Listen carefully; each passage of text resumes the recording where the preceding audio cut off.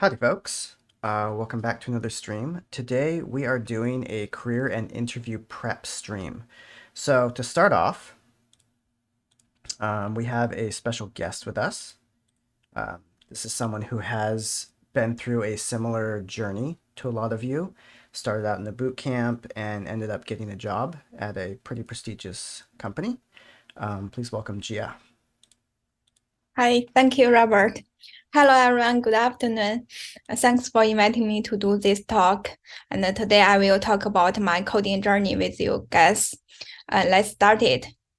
So, first of all, let me do the quick introduction. So, my name is Jia Cui. I'm an Airbnb associate iOS engineer. So before that, I was a filmmaker and I worked as a video editor couple years. And then I went to a coding boot camp like you guys. And then I became to a full stack engineer. And now I am a iOS engineer. So here's some timeline of my journey. So I got my master degree in film production in Florida in before 2020. So after that, I just work as a video editor a couple years, and then I got fired since the COVID-19. So I lost my job. I started to think change my career path. So I decided to go to a community school. So I went to a community school in 2020. So in the community school, I learned Java, Python, MySQL about 1 year, but I cannot get a degree from it later. I got that. So I just have to find another way to pursue my dream. So I went to a coding bootcamp in 2021. So from the coding bootcamp, I learned JavaScript and React. And then after graduation, I just got a opportunity to do the internship in Minty. After 1 month internship, I got an opportunity to do the volunteer in AMMCO in 2021. And then I started the long job searching phase. And then in 2022, I finally found a job in Airbnb. So what I have learned from bootcamp, first of all, I learned the data structure and algorithm, like some linked list, tree, graph, and I really missed the experience when I was in bootcamp. I remembered we have the pair program every day, and I work with our classmates every day, and I think I did the online program. It's about 6 months, half year. So during that time, I finished the 2 group projects and 2 personal projects. And I also finished 1 personal website. I will show you what my personal website look like. So here's the homepage. So it's simple. It's very simple. I use the template. You can find a lot of template online. That's the first step to build your website. So hi, I'm Jia Cui, I'm software engineer, and this is my introduction. And then the skills and the experience and education and the portfolios. So unfortunately, you cannot click this portfolio to reveal my projects because I use the Heroku. Before Heroku is free. Now for Heroku, I need to pay them. So I didn't pay them, so you cannot click them. But here are some ideas. You can put your projects on your personal website. And then the about page, and this is about me and the work process, my skills, contact information, and the resumes, and so on. And I put the link on the slides so you can review it later. And after bootcamp, what happened after bootcamp? I got a 1 month internship opportunity in Minty. Actually, it's a really bad experience, I have to say, because it's a 10 people startup. They promise us we can turn from intern to the full-time employee, but after 1 month, they just lay off all of the interns. So 3 of us lost a job again. So I feel so bad because they promised us before and then they didn't do what they promised. So after that, I have to find another job. Unfortunately, I didn't find any job during that time, so I decided to do a volunteer in AMMCO. AMMCO is a nonprofit organization.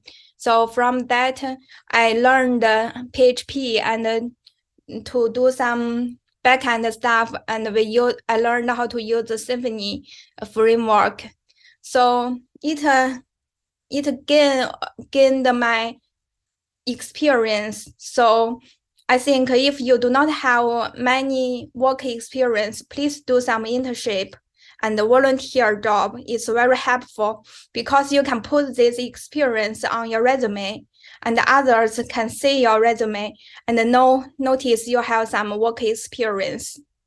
So after that, I just did the job search and it's a 6 months job searching phase. It's really hard for me, I have to say. So I did a lot of LeetCode and I did some interviews and I prepare all of the behavioral questions just for the couple interviews I got, and I got a lot of rejections. I feel so sad, but finally I got a job. So look back from now, I feel so grateful. So number 1, job search. So please believe yourself. So if I can do it, you can do it. And it's all about the timing, the job search. So as you know, now the market and the industry is not good. So it's not your problem. It's not because you are not good, just because market and industry is not the good timing. But please do not give up. Believe yourself. Eventually you can get there. So the first part about the job search is the resume. First of all, you should have a good resume. I put the link here, you can review later, but I also want to show you my resume, how it looks like. So give you some ideas. So for example, my resume is my name and my contact information and portfolio link, GitHub link, and the LinkedIn link. Gia, would you mind zooming in a little bit on that so people can see it a little better? Yeah, sure. Looks much better. Thank you. Cool. Yeah. So here's a contact information and portfolio link and the GitHub link and the LinkedIn link. So please remember put those 3 links on your resume because it's very important. It can show the recruiter your work, your project, your code, and your personal information. So the skills is general information here. So, and then technical experience and projects. So this is a very important part also because you do not have a lot of work experience. So you have to put some projects out there. So for me, I put 4 projects here and you need to be sure the projects is detailed and you use the technical terms like the AWS and API, JavaScript, RESTful, and highlight them. So I think that will be great and helpful. And then put the education is general information and the experience, your work experience. If you have any work experience, please put out there. for me, I didn't update it. I didn't put the AMIMCO volunteer experience and my internship experience there, but I updated in my LinkedIn. You can check out it by yourself. And here are some bullet points. So the project, I talked it before, and work experience, education, and awards. If you have any awards, please put it on your resume too. It can attract the recruiter's eyes also. So that is another idea. And then LinkedIn link, the portfolio link. And the same portfolio link I put here, you can check it later.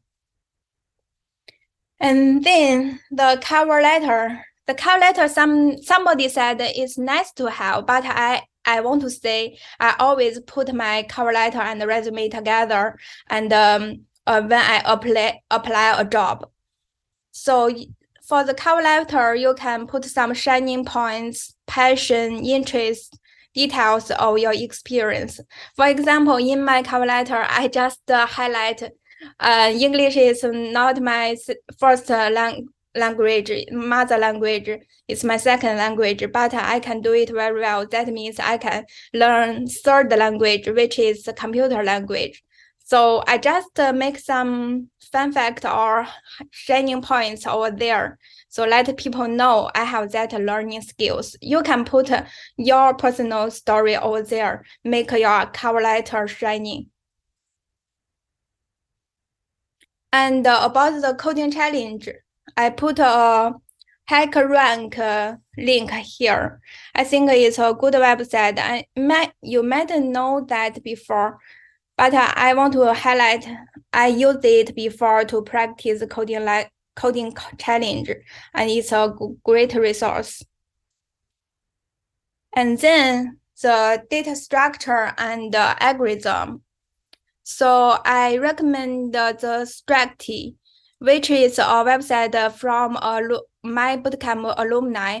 He just built a website to show the LeetCode questions, and they put some videos, the explanation videos, so you can check the videos when you stuck. I think it's a very good resource, but it's need to pay. I know everything is need to pay now. So, but you can check it if you like it. So I just put the link here in case you will use it. And the LeetCode, I think everybody know it before. And then the important thing, I link the resource here. So I want to show you guys, this resource is a list of it's about 200 LeetCode problems. So they just categorized it, and this is the 2 pointers, hash table, and the greedy DP, something like that. I think maybe it's helpful. So you can check it later. And then the taking notes, if you do the LeetCode the first time, and then you make sure after that you need to take some notes, write down the questions you did, and also write down the rough ideas and review it later. So when you do the LeetCode the second time, you just review your notes. It's very quick. And pair with your bootcamp cohort. So please do not do it always solo. I know everybody needs a personal time, but please remember you have somebody over there. You always need to work with somebody. And when you do the LeetCode, please read it loudly to let others know your thought. So that's very important when you do the coding interview. So here is a picture of my notes. I just write down the title, and then I write down the method and some couple rough ideas. So make sure I can review it later. So it's very helpful. I encourage you guys to do it. And another part is about the application. Actually, the application, I think the 60% is about applying by yourself, and the 40% is about your network. So apply by yourself. I just require myself to do 25 applications per day. And I use Hunter. I link the Hunter here to track my application. It's also a need to pay. You need to pay the website to access that. But I think it's a good resource. Maybe you can check it by yourself later. If you want to use it, use it. If you do not want it, it's okay. So I use the LinkedIn and Indeed and Glassdoor and AngelList to check the job post. I think those platforms you already know. And then the network is very important. Somebody ignore that, but I encourage you do that. So on LinkedIn, please connect with your bootcamp alumni, friends, and recruiter. And now I will do some quick demo about how to connect others when you find a job.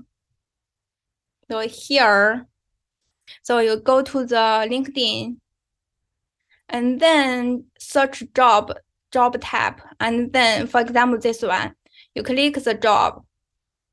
And you see there's 4 connections. You just click it and there are four your connections show up. So you just message them. You just say, hey, I saw a position in your company. I feel I'm interested in it. Can you make a referral for me? Something like that. You can make more details about this position or your interest. So please do it and connect the people or recruiter when you search a job. This is the application. And then the interview. The job search's final part is the interview, but it's a very important part. The first one is behavioral question. I think if you search Amazon behavioral question or Google behavioral question, it will cover the oral case. So you please be sure you can prepare some your personal story. So these stories can answer any behavioral questions. You just search the Amazon behavioral questions, so see the list. There is a couple list, question list over there. So just every question has your personal story to answer it.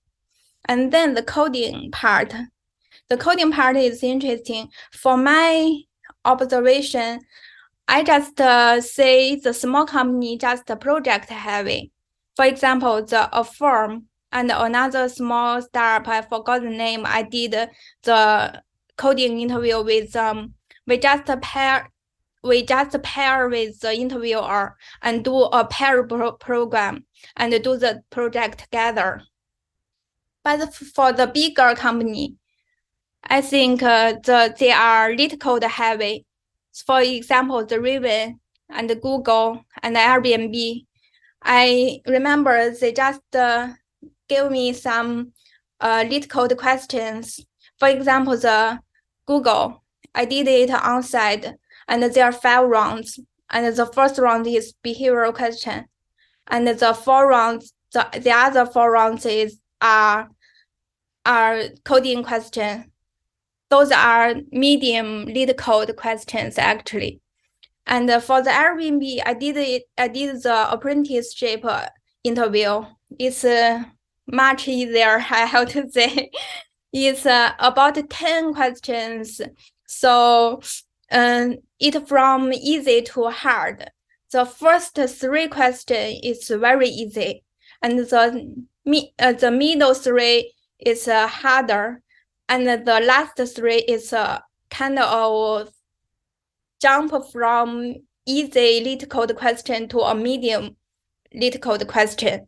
So that's the apprentice Airbnb interview coding question. And the tips here. Please remember, always apply earlier and arrange the interview later. You can apply a job. For example, I applied Google in January. but I push my interview in March. So when the recruiter asked me when you are comfortable to do the interview, I just said I need more time. I want to do it in March. And she said, yes, you can totally do it. So please do not miss the application and just push your interview later so you have some time to prepare it. And the number two, the part two, is work at Airbnb. I think maybe some of you interested in what's work experience when I work at Airbnb. So the most part is the work-life balance for me. So the company culture, the goal one is work from anywhere. So we have a work from anywhere policy. So you can work from home, work from office, work from vacation place. So that's awesome, especially for me, because I live in Bay Area. It's a long commute from my home to the Airbnb office, in the city. So I can work at home. So that make me feel very flexible. And then the belonging. When I join Airbnb, I feel I'm very welcomed. And we have some awesome events. So like the picture shows, that's an event I remembered called the Making Bourbon Bar with co-founder Joe and his wife. And it's really nice actually. They just prepared the ingredients and the recipe, and his wife, Joe's wife, just taught us how to make the bourbon bar. And after making that, we just share the bourbon bar to our colleagues. It's very interesting, I think. And then the connecting, I have to say in our team, everybody is very friendly. We connect with each other. We have lunch with each other together. And then they really glad to share the knowledge with each other. So that lets me feel connecting. And the last one is work-life balance. I think after 5, it depends on the team actually, but in our team, after 5, nobody will select me or request me to do some extra job. But you can do it by yourself. You can always do extra job by yourself, but nobody requests you to do it. So that make me feel after 5, I can enjoy my life, and at weekend, I can enjoy my life too. So that's the work-life balance in Airbnb. And about the Connect program, what is Connect program? It's it also called apprenticeship, which is the program I got in. So it including 4 parts. The first part is training. Training is 3 months. So it's divided into the front end, the back end, and the mobile. So the front end, you just they give you some LinkedIn learning resource. You learn it by yourself, warm pace, and then they give you some fake project. You can hands-on do the project and do the presentation, and then the team. And then after that is the team placement. So it's also 3 months. And this one, when you place this one, I remember there are 10 teams come to do the presentation, and you can choose which one you're interested in, and then the manager will coordinate and match you and the team. So in the team placement, you can do the hands-on project. It's a real project and the real product. So you can touch the real product during the team placement. After that, you got a full-time opportunity. You can turn from apprentice to the associate engineer. What associate engineer? Associate engineer is a lower level than the new grad, but it's a full-time opportunity or a full-time job. And the mentorship, I think the mentorship from the beginning of the Connect program to the end of the Connect program, they will assign somebody to do the mentor. And I want to highlight this part because I have a lot of mentors, some of them at Airbnb, some of them outside the Airbnb. I think Robert is one of them. And when I meet problems, and they always help me and support me and share the experience with me. I think if you got any chance, please find a good mentor. And here is the link. So it's the introduction of the Connect program. So you can check it by yourself later. It's an article.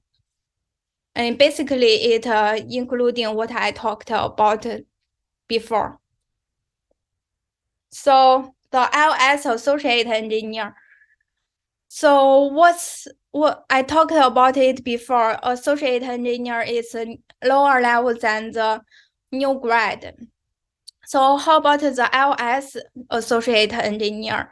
I never know the LS, I never touched the LS or Swift or Xcode before the Airbnb. I just learned it from the training part in Connect program. And there are 2 weeks mobile track training. So during that time, I learned the Swift. I learned how to use Xcode. I really love the Swift syntax. So that's why I decided to change from a full stack engineer to a LS engineer. And here, the skills. The skills, I think in Airbnb, we use the UIKit framework, and we use Swift language, and we use the Xcode IDE. And I am in the location team. We own the map and the guidebook. So I did 3 projects during the associate engineer. So first one is accessibility map control. It's launched already, and the other 2 will be launched later. And what I learned during my working time, I just learned you need to pick up how to use the internal tool very quickly. And you need to have some strong research ability and communication, always communicate with each other. They do not expect you to finish all the tasks actually. They just want to know when you're stuck, can you inform them what you are facing, and can you describe what's the question you meet, and they can support you. So always communicate when you work. Here are some project demo. If you go to the Airbnb app and open it and open the profile page, and you can see this is a accessibility role. Before they do not exist, I made it happen to show up, and then you click it, it jump to a page. I also made this page show up, and it's a accessibility page, and they have 2 switch role, and you can toggle them. If you toggle them on, it will jump from this picture, the 3rd picture, into the 4th picture. If you open the map, there are 8 buttons show up, and you can click them. It can zoom in, zoom out, pan up, down, left, right. So basically, this is an accessibility project. I'm very proud of it because everybody now can use it. Everybody can see it. I think my job is real now. So I appreciate the Airbnb give everybody a chance to hands on the real product and to do the real project. I think that's it. Thanks for listening. Thanks everybody here. So any questions? Awesome. Thank you so much, Gia. So we do have, oops, oh, it says I'm muted. Sorry.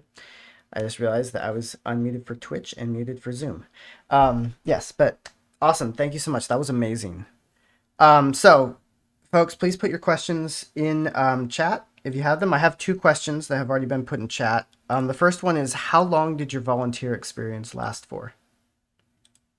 I think it's 3 months or less 3 months. I cannot remember exact number of the months, but it's almost definitely more than 2 months or almost 3 months. Okay.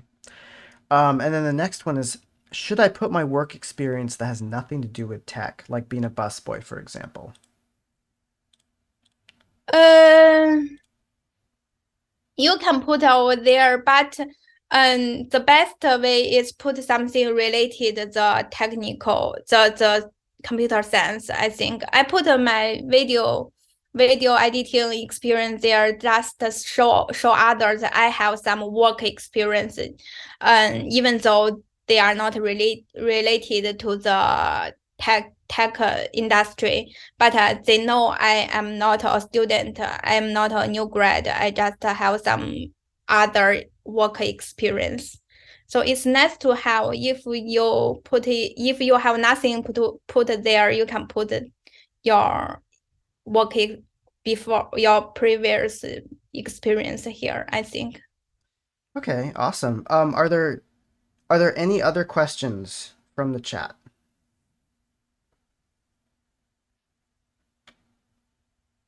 Give people a minute just to see if anything. Hey, Rob. Yeah. While we're waiting for people to post more in the chat, also, hi, Gia. This is Fee for everyone Hi. who can hear. Rob, can you put yourself and Gia and me on the stream? Because right now it's the slide. Mm-hmm. That's intentional. I don't know if everyone is comfortable being on camera. And okay. Zoom, right now OBS has taken up my camera, so I can't show myself. Okay. And then the other thing was, someone had posted questions in the Discord. Did you already get those? No, we can get to those now. Okay. I just want to make sure there weren't any other live questions in the chat. All right. You ready, Gia? There's a lot of questions. Okay. Okay. How long and after the coding boot camp did you land the job at Airbnb? So it's about 6 months, half a year. Okay. Was Airbnb your dream company to work at? If not, what companies were? Before it was not, but now it is. And before Google is my dream company, but now I think Airbnb is a better fit than Google because I like Airbnb culture. Like I said before, the core value here is work from anywhere you can, and you're connecting and belonging and work-life balance. So now I feel very satisfied with that. That's awesome. Did you have to grind a lot of LeetCode questions to land the job, and how were the interviews like? Which we kind of covered a little bit. Yeah. I can answer that. Actually, it's about 200. I didn't did a lot, but as I said before, I take notes and I did it twice and the third time, fourth time, but I only did 200, including the easy and the medium problems. Oh, I think that's quite a lot of LeetCode questions. I think you're selling yourself a little short there. I think that's most of them. How well did the coding bootcamp prepare you for your role as a mobile developer at Airbnb? Actually, the mobile part, I just talked about it before. I learned it from Airbnb, the training part, and the 2 weeks mobile mobile projects, and the thing I learned from bootcamp is algorithm and the data structure. I think it's very helpful and like help me to think how to think like an engineer. So I think every language is similar. They has a follow up if statement, just the syntax is different. So if you learn JavaScript, you can learn Swift, you can learn Java, you can learn Python. So they are similar, I think. That's what I learned from bootcamp. Absolutely. That makes sense. All right, we have two other questions in the chat. You mentioned that you applied for 25 jobs per day. How many interviews came out of those jobs? I think eventually it's 10 or less than 10 maybe. It's really few, only a few jobs coming in. So be patient. So just wait the right interview come in. So you will get there. I mean, Yeah, because that's if it was really 25 a day over yeah, 6 months, that's a lot of that's a lot of applications. yeah, exactly. But yeah, perseverance. You mentioned that it was good practice to submit 25 applications per day. Is it a bad idea to submit more than one application for different roles at the same company?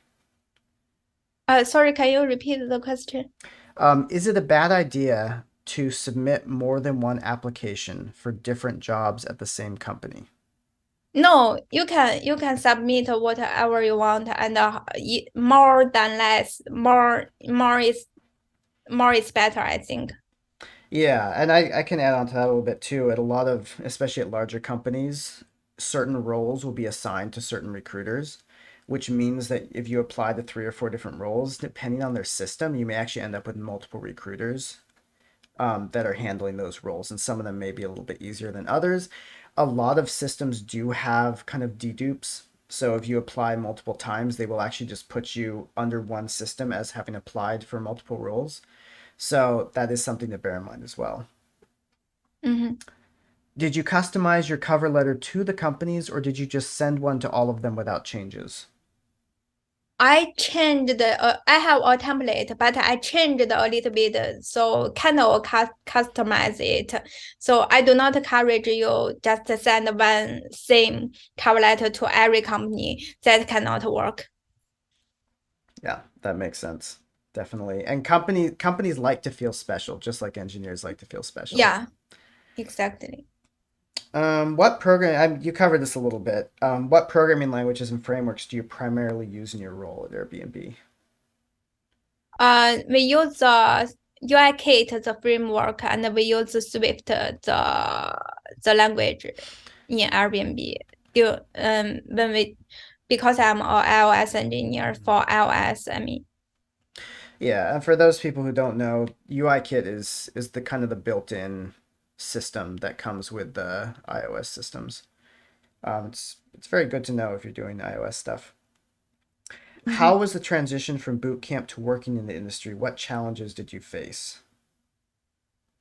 The challenge, I think the first one is the internal tools. You need know before I just do my personal project. I can use whatever I want. I mean, I can use the framework I like. But in the company, you have to learn the internal tool. You have to learn like something special.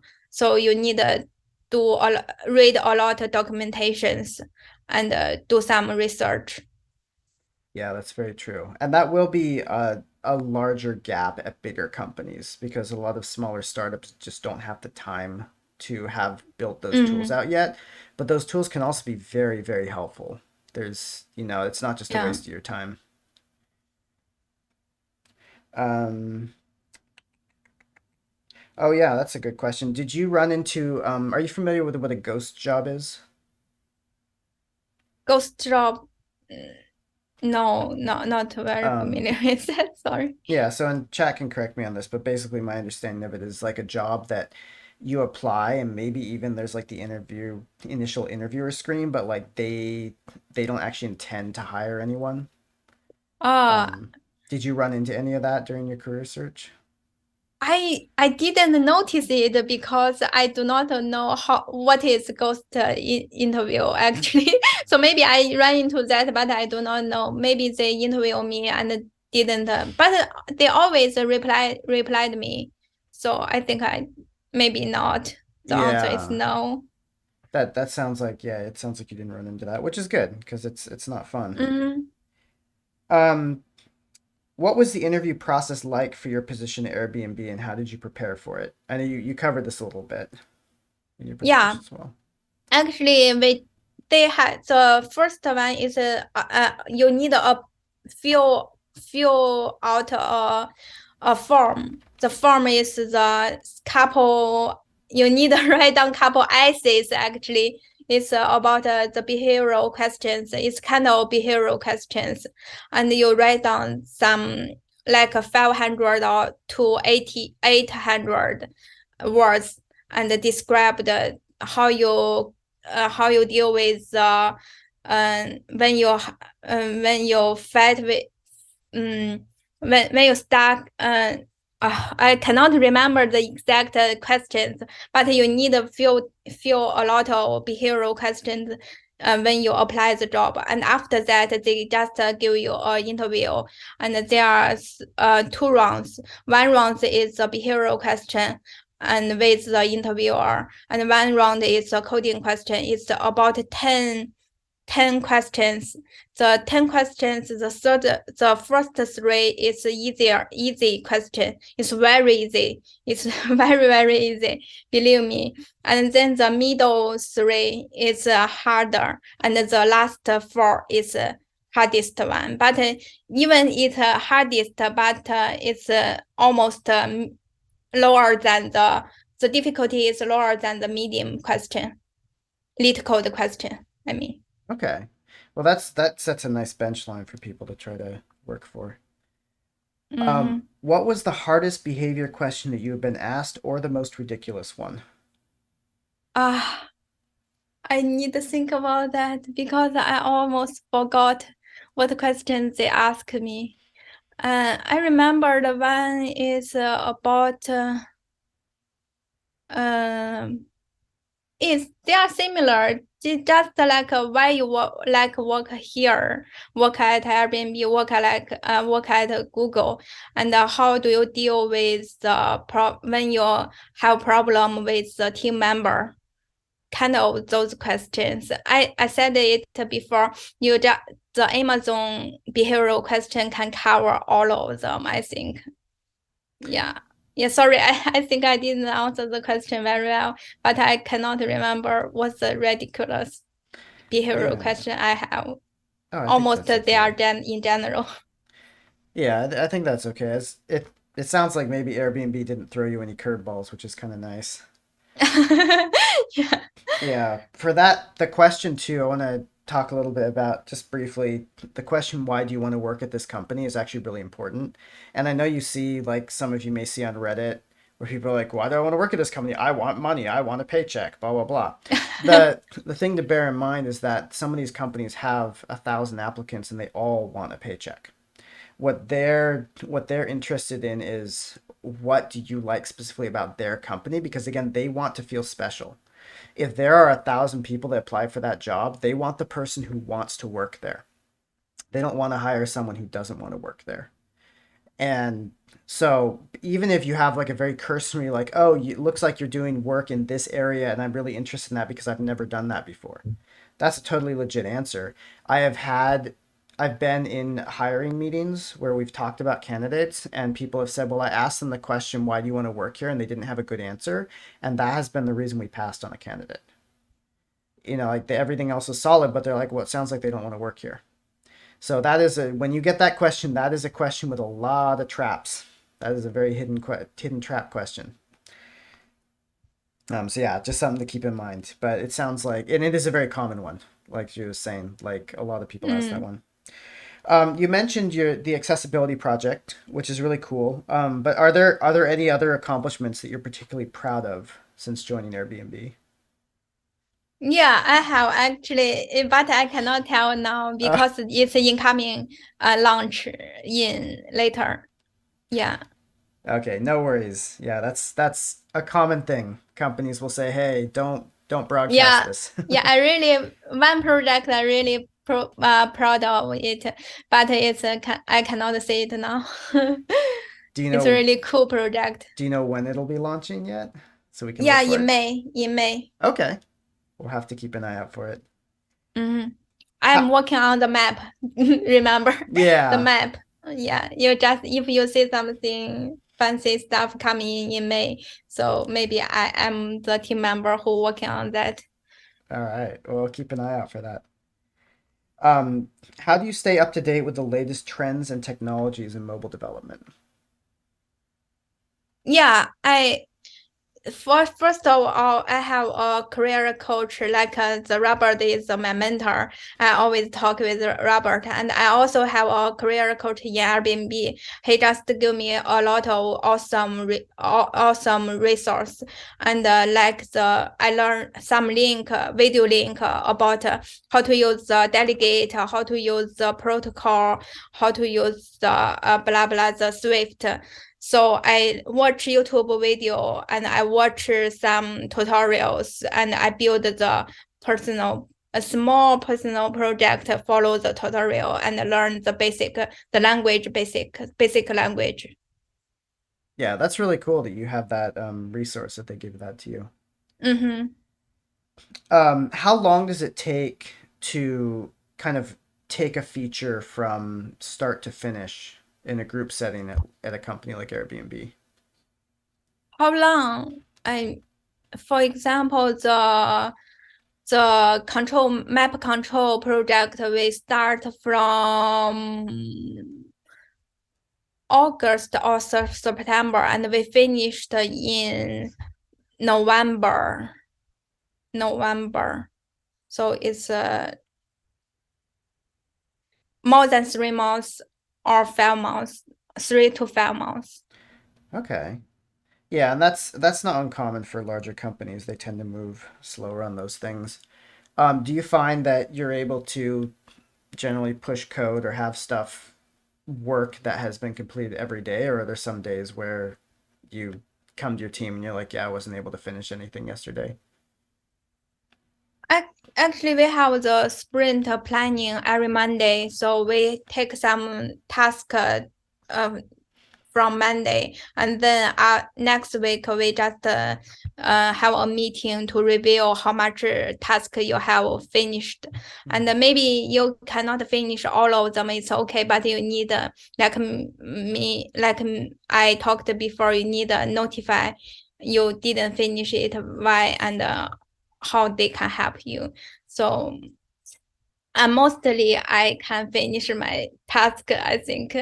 Not every week, but almost weeks. Okay. Yeah, and that so you don't have stand-ups every day? No stand up every day. Okay. Yeah. Weekly. Yeah, and that's not an uncommon thing. Companies with Scrum ceremonies, which is what we call those, they determine kind of each team often determines which ones you want to do. Mhm. How does your team handle cross-platform development for iOS and Android, if that's something that you have to deal with?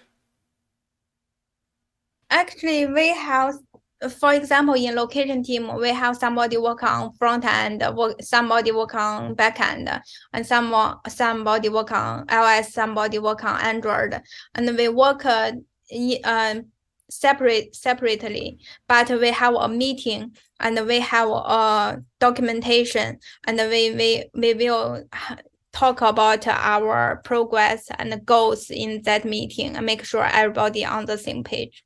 Okay. Yeah, and that's a lot of times that's not super uncommon for mobile teams. A lot of companies they will lump iOS excuse me, iOS and Android engineers together in the same team that just like owns a feature or owns a piece of the infrastructure. But Mhm. yeah, that's pretty cool. It makes sense. Feature teams like that. Mhm. What future advancements in mobile development are you most excited about? I think it's Swift UI. Now it's the modern framework. So I'm very interested in it. It's very simple and lightweight. So our company is considering a transition from the UI kit to the Swift UI now. Do you think that's going to be a very large project? Yeah, it's huge. So we did it very slowly, but we have that intention. So we want to transit from the UI kit to the Swift UI, but it will take a long time. I believe it. How does Airbnb foster a culture of continuous learning and development? Continue learning, like as I said, they assign the career coach for us, and they assign the mentor for us, and we have the LinkedIn learning, and you also can read the internal documentations. So that's I think it's kind of continue learning. Okay. What do you think that boot camps could do better or improve in order to make students or to allow students acquire jobs quicker? How to improve? I mean, the first, the project is very important. You need to have more experience on the project. If the bootcamp can give the students more time to do the project, that will be great. And the DS&A is also important for the interview. So those two parts, I think, if you already do it, keep doing it. If you didn't do it enough, please go ahead and improve it later. So Yeah. that's my suggestion. This is Fee. Can I ask Gia a question? Go Yeah. ahead. Okay. Gia, I came in late, so I missed the beginning. But it sounds like you were pretty like resilient, like you didn't give up and you kind of kept at it, you know. And I remember that you and Rob would meet and talk, and you had like a mentor, and you have several, it sounds like. I'm wondering, what did you or I guess, how did you not give up? Like, what did you what skills did you use to make sure that you kept going and you didn't give up? Yeah, I can ask myself questions. I ask me, if I do not want to do this, what else I want to do?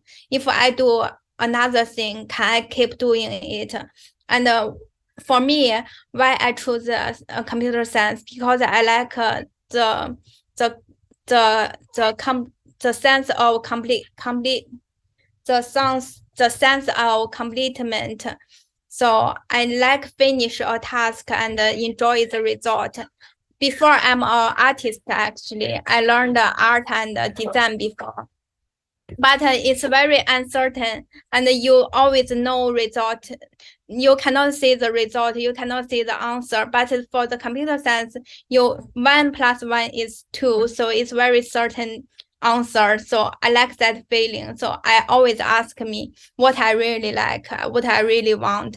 If not this, what else? So I keep asking myself questions. That's my way to keep me do not give up. Okay, got it. So it sounds like you kind of really listened to yourself and used that to motivate you to keep going. And I had one more question, which was there like a secret that you discovered that like you didn't know before? Like some sort of like lesson or something that you figured out that you didn't know before this whole process? Sorry, go ahead. Yeah, one thing is not about the skill, it's about how do you think. So before, I never think I can do computer science, and everybody think I am far away from computer science. But do not listen to others, listen to yourself. That's the secret I found. So others can have opinion, and maybe that opinion can help you, but you have to truly believe yourself, be true with yourself. So that's the secret of I found in during this process. So in the beginning, anyone told me you cannot do it, Jia, and this is impossible. But eventually I try it and everything is possible. So Wow. I love that. I love that so much. Like, thank you. that's amazing. I mean, I wish that's a huge thing. You know, a lot of people really struggle with this process, and a lot of people give up. And I think just hearing what you did, it's so cool to see that like you worked at it and it materialized into something really amazing for you, and you made a transition. Transitions are really hard. Transitions are really hard, and but you like stuck with this, so that's really cool. And thank you for joining us. Also, thank you, so Faye. yeah, that's it from me, Rob. All right. Well, after that very deep, insightful question and deep insight, beautiful answer, there's a question from chat, which is how many hours do you usually work per week? Oh, hours. And you mean at Airbnb or before in the boot camp? I think at Airbnb was what. Airbnb 8 hours, right? Is that actually what you work, or is that what you're supposed to be working? I start from 9. I start from 9 and end of 5, and I eat lunch, and that kind of 8 hours, right? 9, 10, 11, 1, 2, 3, 4, 5. It's kind of 9 or 8. If you eat lunch, it's 8. If you do not eat lunch, it's 9. I was wondering, can you share how much you worked before, like when you were between things, like during that 6-month period? How many hours a day would you put into job searching and all of that? Yeah, definitely more than 10 hours per day. Wow. Okay. Thank you. Mm. All right. What are some key lessons you've learned while working in an environment like Airbnb? Can you repeat? Sorry. Oh yeah. What are some key lessons that you've learned about programming, about career, about life while working at Airbnb? Yeah, the one thing is I learned from my mentor, and he told me when I cannot finish my task, I very nervous and very scared. I thought I did something wrong, but he said, "No, now you are learning. You have the progress. If you can learn some from your mistake, that's fun. So everybody allowed to make mistake. That's encouraged me a lot. So now I just have the courage to do anything because I do not fear do not scared to be fail to fail. I mean, That sounds so I really think important. yeah. So Gia, I know you had about an hour. So I want to make sure how do you have a hard stop at 4? Because we have a No, couple. no. I can stay longer. Okay. Excellent. We appreciate that. No worries. Have there been times where you were unable to work because a team member did not do their part or ran into some issues? If so, what did you do? Yeah, the thing I talked it before is about communication. You always need to communicate with others. So be sure you understand the other's situation. Do not judge others by yourself, by the sense. You just think, oh, he did something wrong. Maybe not. Maybe has some reasons. You just need to talk with them directly, not guess, not always guess something. You guess, oh, this probably I need to do more or his fault or something. No, it's about the teamwork. So you need to communicate with each other. So that keeps the thing simple. All right. Can I Go ahead. sorry, this is Fee again. Can I just interrupt really quick? Sure. Gia, I don't remember, did you share anything about recruiters, and how did you use any recruiters, or did you interact with recruiters? Because I know somebody else Yeah. had asked that somewhere we were talking, there was something about recruiters. I don't remember who said it, but do you have any thoughts on any of that you want to share? Yeah. Actually, the first of all, make sure you put all your work experience or some amazing project on LinkedIn. LinkedIn is an awesome platform. Some recruiters just find me directly, and they message me and ask me, "Oh, I have this position. Do you interested? Are you interested in it? And do you have time to chat?" I think and before this is after I got a job in Airbnb, but before when I in the boot camp, I just reach out to the recruiter by myself directly. So I found some company like Tesla. I think I found the recruiter in Tesla and in Google. I just messaged them. Hi, I saw this position and I'm very interested in it, and I feel I am a good fit for this position. Can you make a referral for me, or can we talk like that? And how did that go?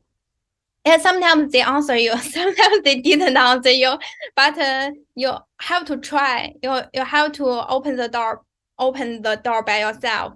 So try a couple things briefly. I mean, so even they do not answer you, maybe someone someday they can answer you. So you got the opportunity to get into the industry.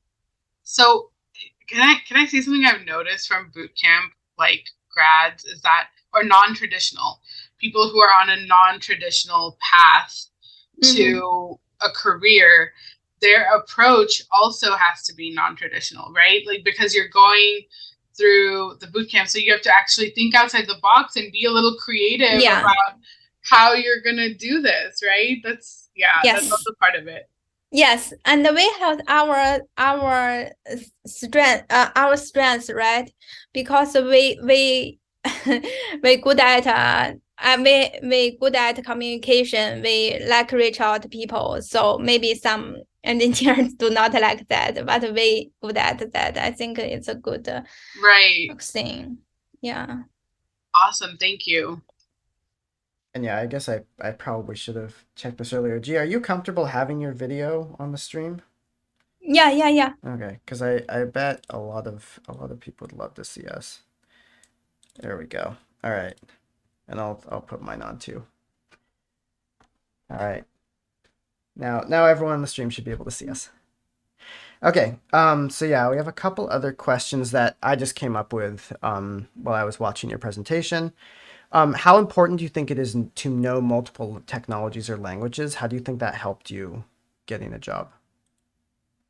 And for me, be honest, I think you need a deep learning one language first. For example, the Java or some Java or C plus or Python. So those three language, I think if you can learn it deeply in one language of them, you can learn the fundamental of the whole multiple language. I mean, so deep learning one language, and then you can know the rules of the language, so you can pick up others language very quickly. And I notice you don't include JavaScript in that. Do you think that, would you recommend if someone only knew JavaScript that they would pick up one of those three languages? I recommend the Java or C++, or the Python. I think they are very fundamental language. If you have time, if you do not have time, it doesn't matter. So JavaScript is enough, I think. But if you have extra time, please look at those language. It's really fundamental language. Absolutely. This is from chat. Did you learn coding mainly through English or Chinese? As someone who speaks multiple languages, what was the most difficult thing that you encountered? Yeah, actually, it's very hard for me because in the boot camp we have the video, we have the article, and they read it in 10 minutes. I need to read it in 30 minutes or 1 hour. So that's why I put more time every day. But I learned it in English actually. Okay. And have you had any issues getting into the industry, you think, because of that? No, not at all. Actually, they told me the language, your language is okay, and no problem at all. So if you can communicate, understand with each other, it's okay. But for me, I want to improve it a little bit, actually. But Absolutely. they do not judge me by my language, based on my language. Yeah, and I think especially like in tech, we tend to be so widespread around the world anyway that is Mm. as someone myself who grew up speaking primarily English, I've gotten very used to understanding a lot of different accents. It can be very Yeah. valuable for that as well. Um, okay. Do you think so? You mentioned that you did pair programming during the boot camp. Do you feel like that was very valuable? It has pro and cons. So the good thing is when you pair, you feel interesting and more interaction over there. And but the bad thing is if you pair with somebody, uh, re not not very good at this project, you will take it will take a longer time to finish this task or project. So there are some pro and cons over there. Absolutely. When you were talking about Leak Code, you mentioned that you went through quite a number of questions. You did easy ones, you did medium ones. Do you think that it is necessary or valuable to do any of the hard questions in Leak Code, or do you think the medium ones will suffice? For my experience, because the Google is a big company, absolutely, but they ask me the medium question, but maybe the role I just applied a new grad. It's a much easier interview question than the higher level.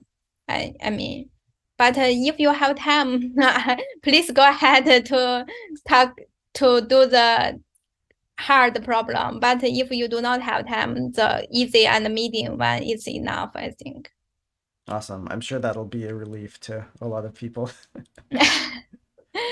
How comfortable did you get with the Leak Code questions before you felt like you were ready to interview? Yeah, I make sure I did it a couple times, like the third time or fourth time, and make sure it's an easy problem. I can do it very quick and correctly. And then the medium one, I give me some time range. So, for example, 1 hour or half hour, I can do it. So I give me some space to think about the solution. So I just after that I just did some interview. Yeah, and that makes a lot of sense, especially considering that's probably about how much time you would have to work through it with some buffer in an interview. Mm-hmm. Remember, some for the chat, some people are or some interviews will be only 45 minutes, Yeah. which is not very long at all. Do you have the fear of maybe one day getting let go after seeing all the layoffs from Microsoft, or have there been layoffs happening already?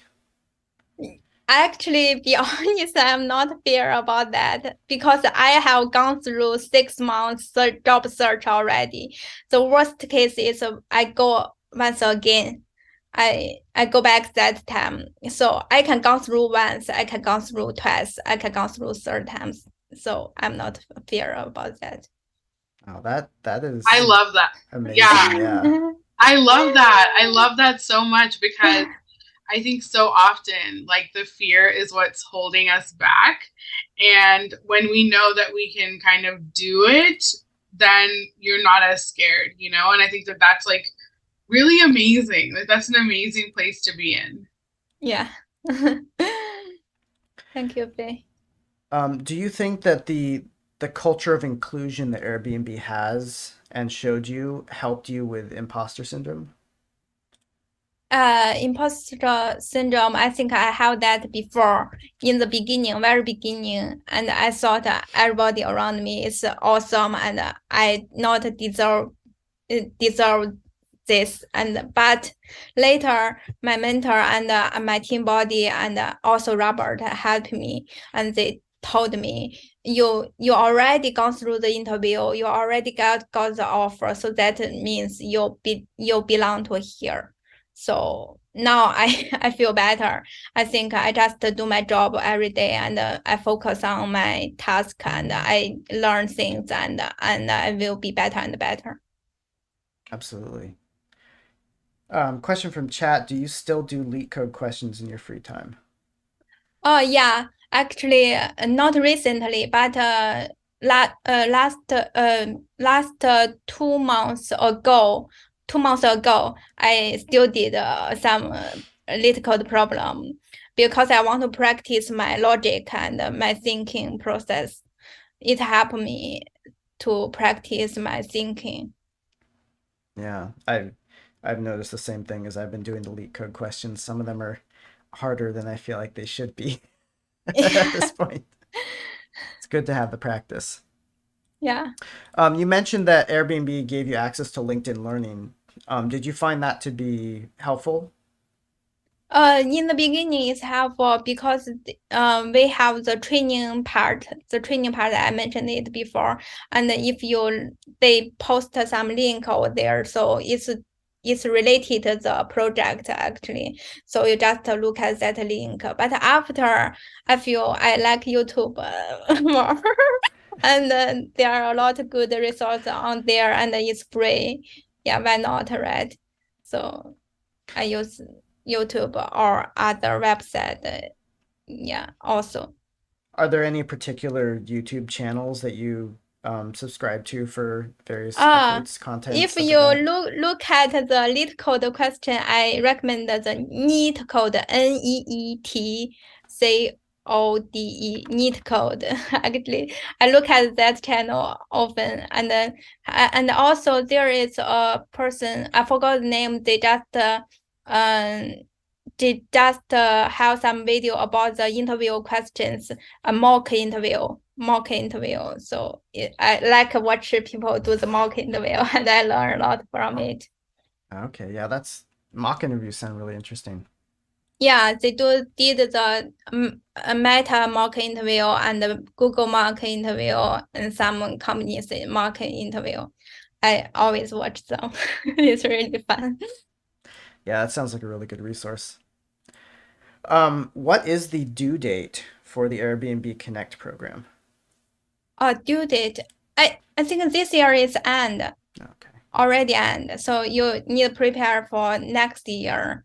Next year is from I think last year and 2 years ago is from the February. It has a post.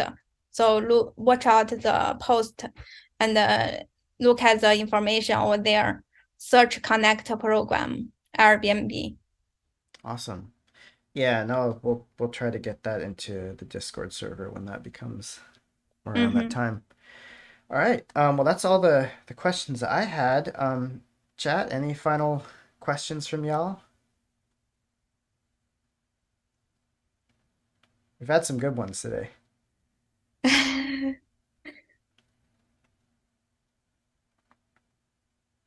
give people a little bit. Gia, thank you for your time, and No worries.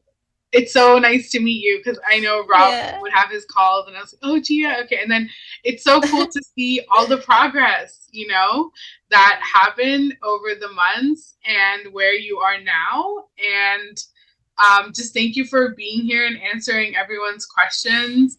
It helps, I think, people to be able to see that there is a path and that if you stick at it, you will find your way through, because it can seem really scary. So just thank you for giving hope to people and for being inspirational for that, whole thing, and for answering questions so that other people can find their way through. So I really appreciate that. And yeah, just thank you.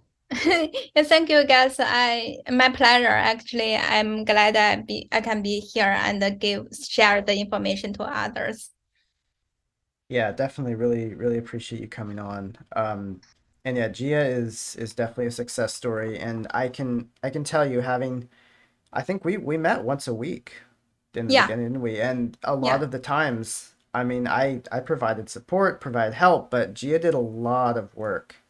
Like there were times, she would come back the next week and say, "Oh yeah, I figured this all out," and I'm like, "Wow, you did another 30 leak code problems." Like that's incredible, and that was work that she had to do herself. It was a lot of work, but it paid off. Thank you, Robert. Yeah. All right. Yeah, well, thank you for being here.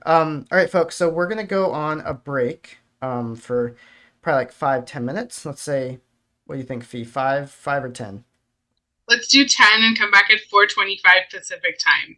All right, so we'll be back in 10 minutes, folks.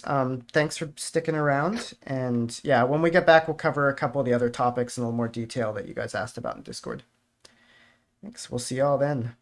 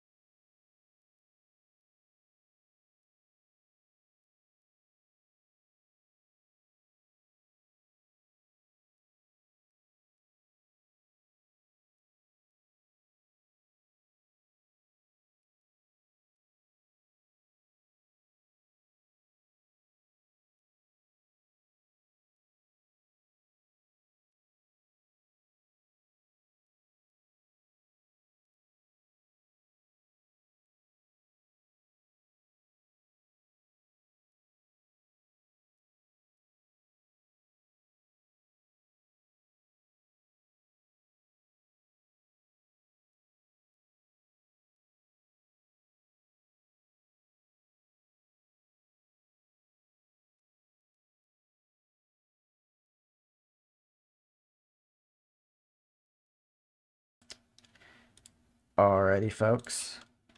Oh God, the camera doesn't work. Okay, well, in that case, we're just going to go back to the Zoom camera. So, someone mentioned in Discord when we asked, hey, what can we do on the stream to help you be more prepared for your careers? And someone mentioned that they required a chocolate bunny to be eaten and that this is going to be very important for their career progression and, learn how to get a job. So I have a chocolate bunny. I have kind of squished its head a little bit accidentally. I don't think I'm gonna eat the whole thing, but I will eat the head. So let's see. Let's take this this little ribbon off. All right. Here's one of its ears. Good. Good chocolate bunny. Milk chocolate. This is I think this is part of like the side of the head.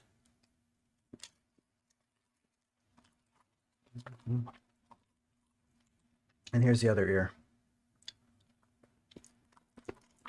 Isn't it like ASMR? Like, aren't we supposed to be able to hear you like unwrapping and like? Crinkle, crinkle. I can't hear that. Your like mic is cutting it out. Well, that's annoying. Clearly not an ASMR mic. Yes. Now you're ready. Now that I've eaten the chocolate bunny, you're ready to get a job. So go forth. Okay, so I have a few questions for whoever is still in the stream.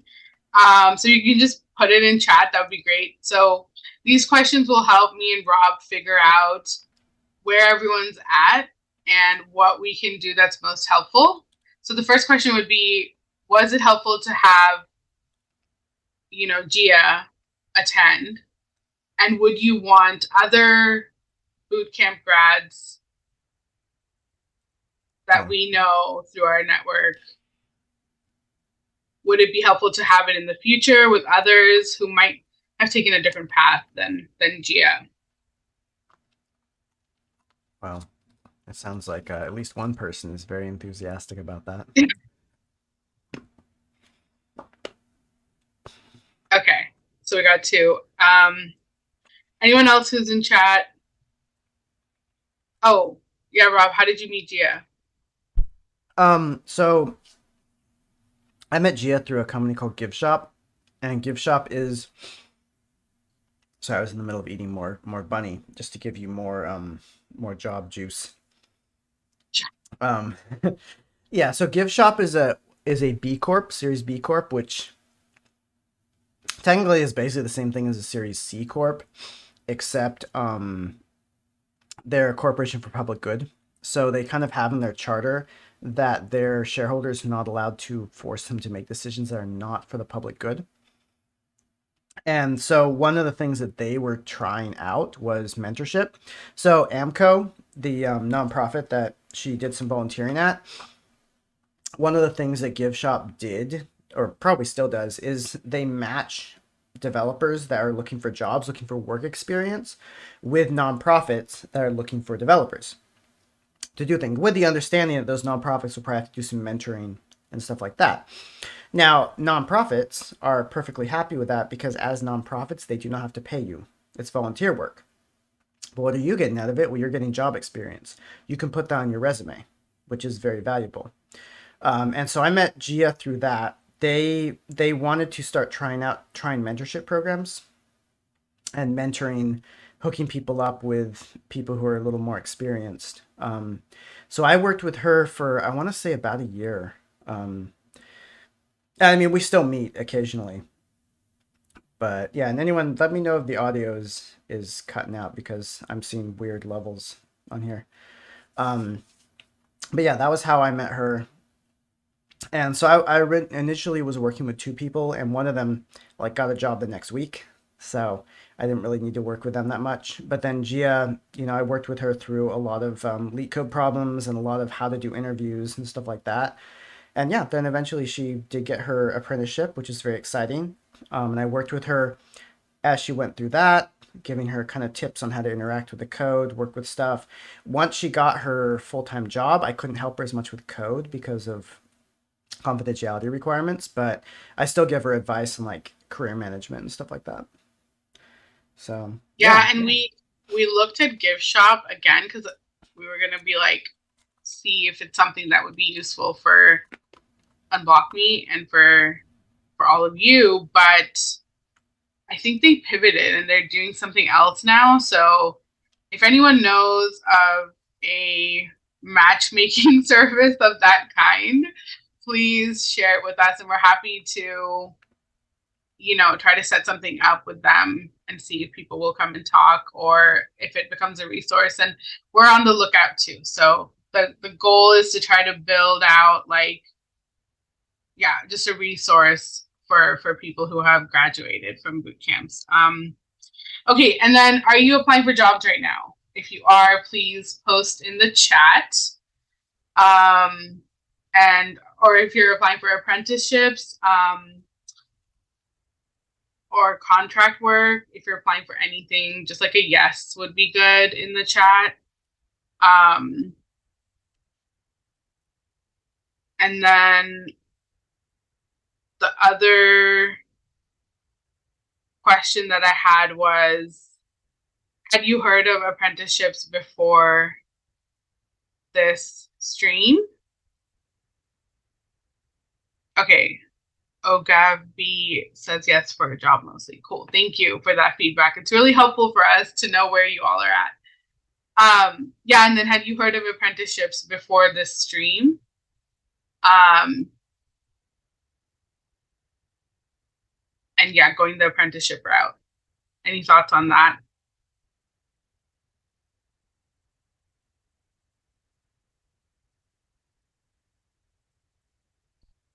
Yeah, apprenticeships are really valuable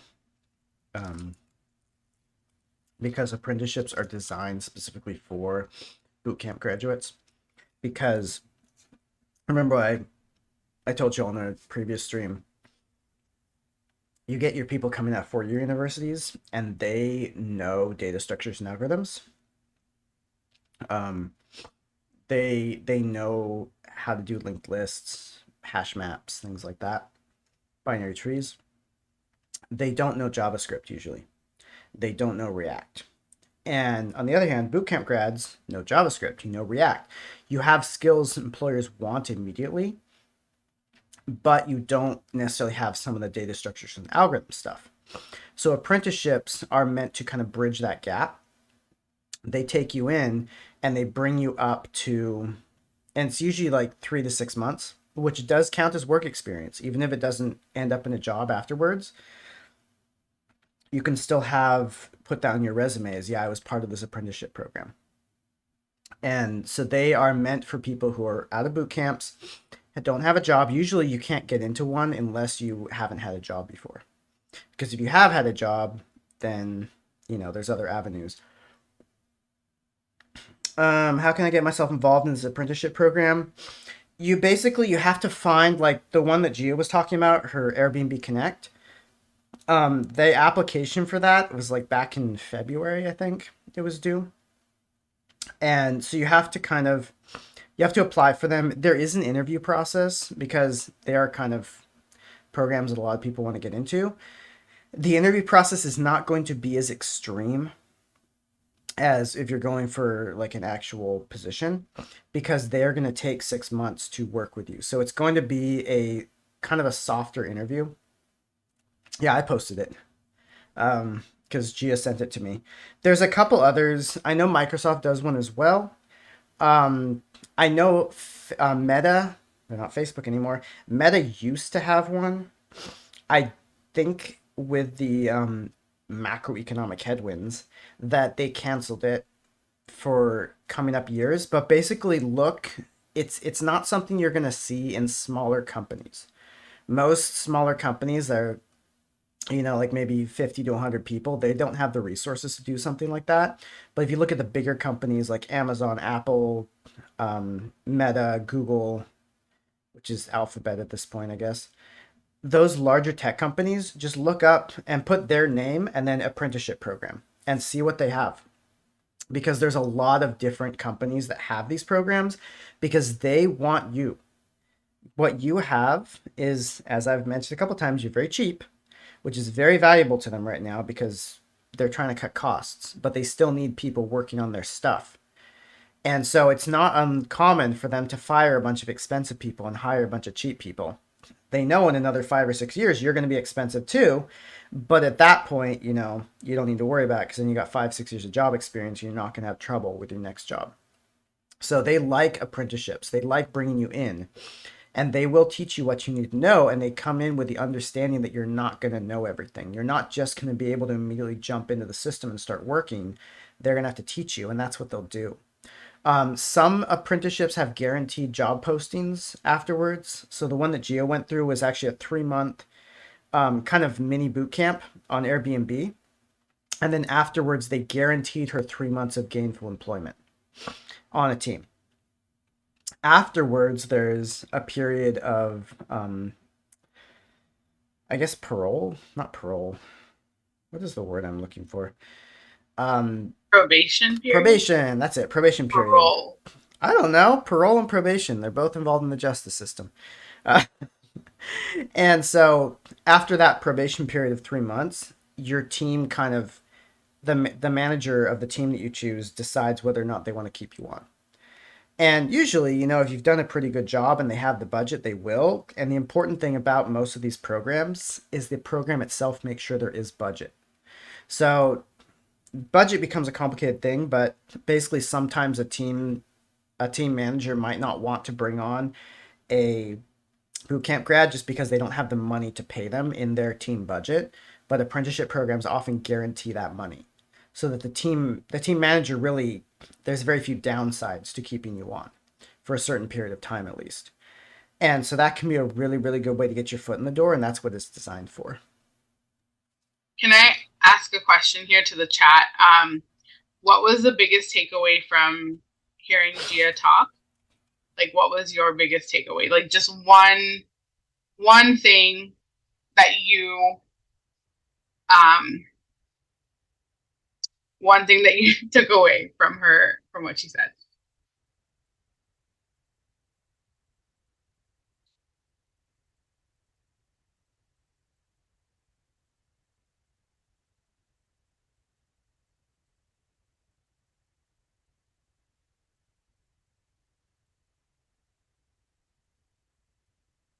Are you enjoying your chocolate bunny, Rob? I am. Don't be shy, folks. Alt tab out of those games. Go into the chat. The 25 job applicants a day and never giving up. Yeah, 25. I don't know. I haven't like hardcore applied for jobs in a while, but maybe it's easier nowadays. I should have asked her how long that took, the 25. But I think one thing she said was before she got the job, she was working 10 hours a day at finding a job or something like that. That sounds accurate. And at some point it's a numbers game too, right? Like to a degree it's where you're targeting, but to a degree it's also just that grind set mindset, you know, just oh, and then how long it takes to apply for the first job. Yeah. Totally. I'm wondering too. Well, I want to respond to, I think go ahead. Someone says, yeah, I don't know if I can do that, referring to the 10 hours a day. I don't think that's like you have to do 10 hours a day or you'll never get hired. It's that 10 hours a day was what it took her to get hired in the time she got hired. If you do less, it'll probably just take you longer. But you don't have to, like, it's not like unless you grind a certain number of hours a day, you won't get hired. It's just if you want to get hired faster, you need to put more time in. And if you can't put that time in, that's totally fine, because some of you have jobs already. You know, some of you have kids. Some of you have lives that you need to work with. Not to say that Gia didn't have a life, but she had a lot of things that were able, like that became her priority. And if you can't do that, that's okay. Put in the time that you can. Just be aware that it may take a while if you're not putting in the same volume. Yeah. And then Is anyone work? I know some people are working through Leak Code questions. Can you just put in the chat if you are working through those? Because that's something I was wondering. I'm currently balancing Leak Code and remaking my personal website. Okay, cool. Okay, so cool. We have people who are grinding Leak Code. Nice. Did she say she did 200? What did she say? Did I hear that right? Mhm. She did 200 Leak Code questions, which I think is most of the easy and medium ones, to be honest. Like, Okay. there's Leak Code has, is it 400? They have a lot of questions. But yeah, she did a lot of, and I will say, having watched her do that, she went from coming to me and being like, hey, you know, on some that were easy level, like, hey, I need help with this. Can you explain to me how this works? To several months later, working on the medium ones and saying, hey, I need help with this. I've gotten halfway, sort of thing.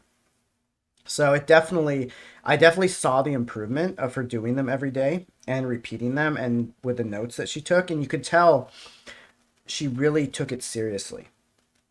And I think that above everything else was why she became successful with it. Is you have to take it seriously and you have to really work at it. I think that's something that she said too that stood out to me was I don't think I asked her, but I was thinking, like, I think she said that completing things is really rewarding to her. But what I was wondering is, like, how did she get started, right? Like, each day, like, how do you get yourself to sit down and actually start? And that's something I've had to learn, but I wish I had remembered to ask her that. So maybe next time. I think so, yeah. Her attitude was incredible. Totally, totally. I feel like that really makes, I mean, I might be biased, but like I feel like that really makes a difference. Like that your resiliency and letting yourself fail and then like learning from the failure. Because I was listening to this podcast and they said that like failure will teach you more than success will. And so then if you're learning from your failures, you're actually like succeeding, you know? So just keep at it, you know? And if something doesn't work, then try something a little bit differently. Okay, I think those were, oh, for anyone who is currently applying, do you have any helpful tips for this community? Like, have you discovered anything while you were applying? Have you learned anything about yourself? Have you learned anything about jobs? Is there anything helpful, like a helpful tip or lesson that you've figured out that you might want to share in the chat? I think that'll be helpful because I know Rob and I have talked about wanting this to be a community where people get support.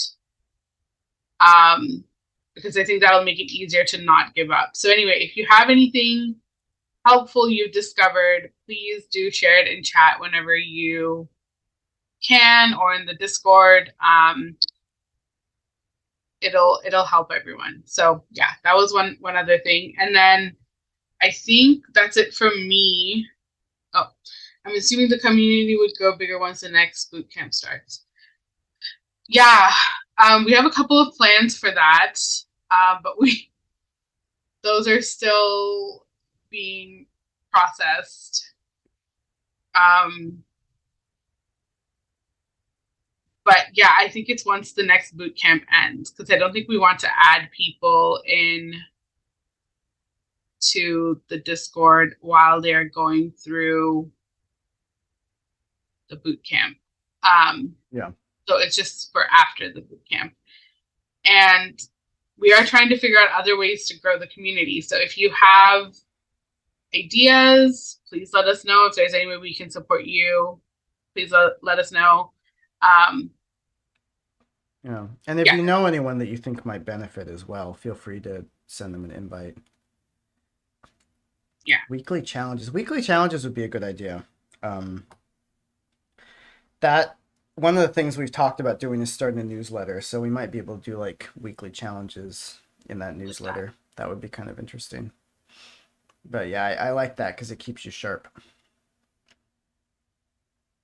Yeah, more community event type stuff. Okay.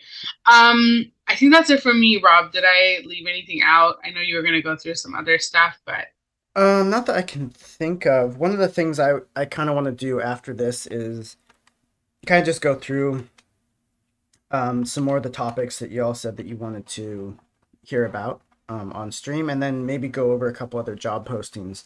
I noticed Gio was looking at LinkedIn jobs, which might also be interesting to see what's available there. okay.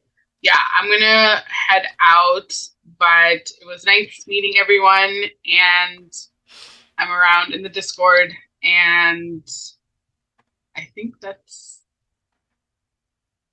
Oh, yay! Mama Hawa. I like your name. I hope I said it right.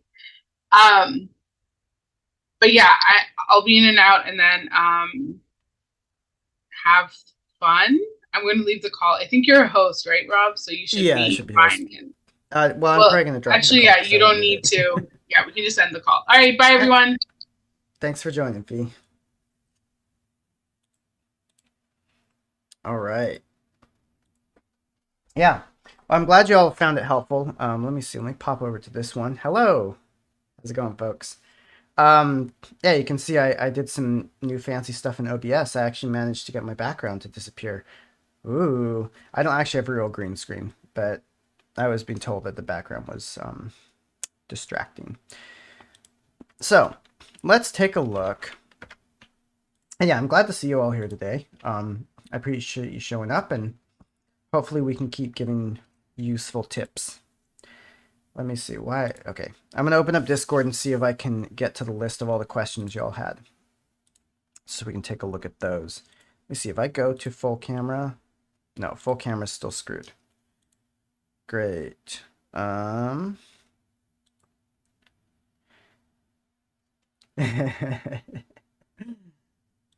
We could do a mock interview, yeah. If anyone is interested in doing that. Let me see what happens if I put this video capture device. Oh, hello. That is mildly terrifying. What's up, folks? Yeah, because the other camera's not working for some reason. I don't know why. But this gives you something to look at anyway while I'm here. So let's take a look. Let's take a look. Let's take a look. What do we have? All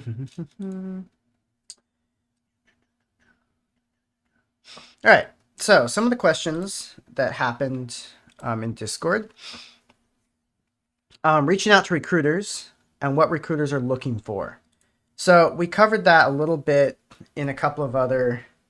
Hopefully, let me know if my face being all wonky like that. Ooh, look at that. Okay, I'm distracting myself. You've learned to explain your thoughts aggressively. Well, that's really valuable. This is not. I want this to be exactly even, and it bothers me. It's not close enough. Okay, so what do recruiters want and how to reach out to them? Well, how to reach out to them, I can show you that. Let me take a look at LinkedIn. So LinkedIn, let's make it a little bit bigger. I kind of want to eat some more bunny. So one thing that can really help, see if you're, eventually recruiters just reach out to you. And eventually you will be in that place, but that's once you have a job. Once you have a job and you've been there for a year, recruiters will start reaching out to you. You won't necessarily need to go to them as much anymore. But one of the big ways of doing that is growing your network, right? So if I look at all the people I'm connected to, I don't remember connecting to 384 people, but I'm connected to them.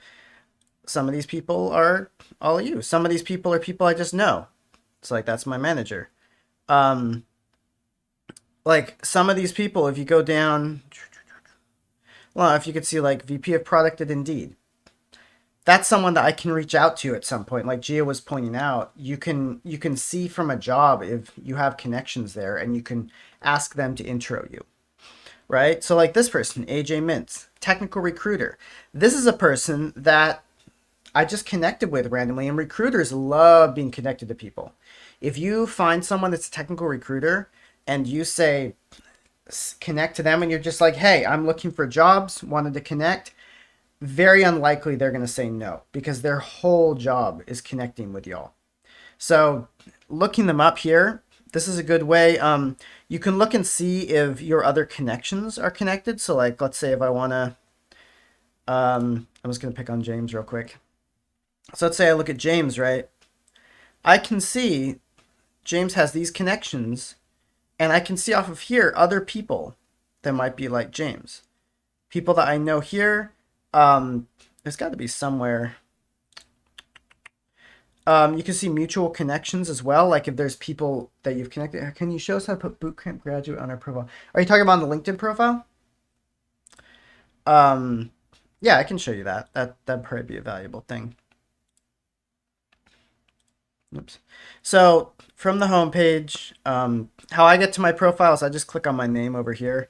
I'm sure there's another way to do it, but I'm not the most LinkedIn savvy person. So what I like to do is you have all these resources about activity. If you don't see any of these, you can go up here and say add profile section. I remember you saying putting in UCB is different than the boot camp. I would put in UCB, honestly, because your certificates are going to come from UCB. So I think that's totally fine. But if I go down here, I have education, right? If you don't have this section, click on add profile section, and there'll be some sections in here. Like there you go, add education. So if you don't see education, you can click on that. Again, that's, you know what? I should make my cursor larger for this. Let me just try that. Just give me a second. Make my mouse cursor a little bigger. All right, there we go. So add profile section right here. Click this, add education, you click that. If it's not already there, right? And then you can add an education in there. If you already have that section because of your high school or whatever, so you can see like I put my high school in here. Click the plus. Honestly, I would say UC Berkeley. You could say UC Berkeley Extension, which might be a little bit more accurate, but you probably could just say University of California, Berkeley, and then your degree would be like certificate of completion, I think. I would say maybe, yeah, you could just say certificate, field of study, science, web programming. That would be totally fine. You know, because what's going to happen? Someone's going to say, oh, you didn't go to UC Berkeley. You have a certificate, or you will have a certificate from UC Berkeley. So if they say, oh, you don't have the certificate, and they call UC Berkeley will say, yeah, we issued a certificate to this student for this program. You can put 2U or edX, but part of the expensive cost of that boot camp was that it was through UC Berkeley. So put UC Berkeley. You know, like I don't think that's a big problem at all. The thing is, don't lie on your resume, right? Don't say that you got a bachelor's degree at UC Berkeley in computer science if you just went through the boot camp. If you did, go for it. Totally fine. But if put what you got, but it's okay to like bend that a little bit. As long as if someone does a check on it, it's going to come up the same. You're totally fine. You know, start date, end date, grade. You don't have to put in your grade. Activities. This could be a good place to put in your projects. Skills. This would be a good one. Skills section is important, right? So you add a skill and you say like HTML, CSS, right? I add a skill, JavaScript. And you can see this one, maybe you split them. JavaScript, React. Right, what was another thing we used? Express, right? Express.js. That's not in there. I just put it in there anyway. So you can see, maybe put MongoDB, right? If you're really proud of the work you did, put PWA. This recruiters use these as keyword searches. So they're going to actually, yeah, Mongoose is another good one. They're going to put keywords and they're going to say, oh, you know, here's what I'm looking for. I'm looking for someone who knows JavaScript and React. And then your profile is going to pop up for them because you have these keywords in here. All right. Media, this would be a good place to link your project presentations. And all of that will show up. Yes, I want to discard because I didn't actually do that. Down here, I put my grade point average because, you know, I'm not especially proud of it, but neither am I ashamed of it. You could put a little bit of a description. The education matters very much in the beginning, right? Your first job, your second job, they're really going to be looking at your education. And if you say you have the certificate from UC Berkeley, that is a completely true thing that you're telling them.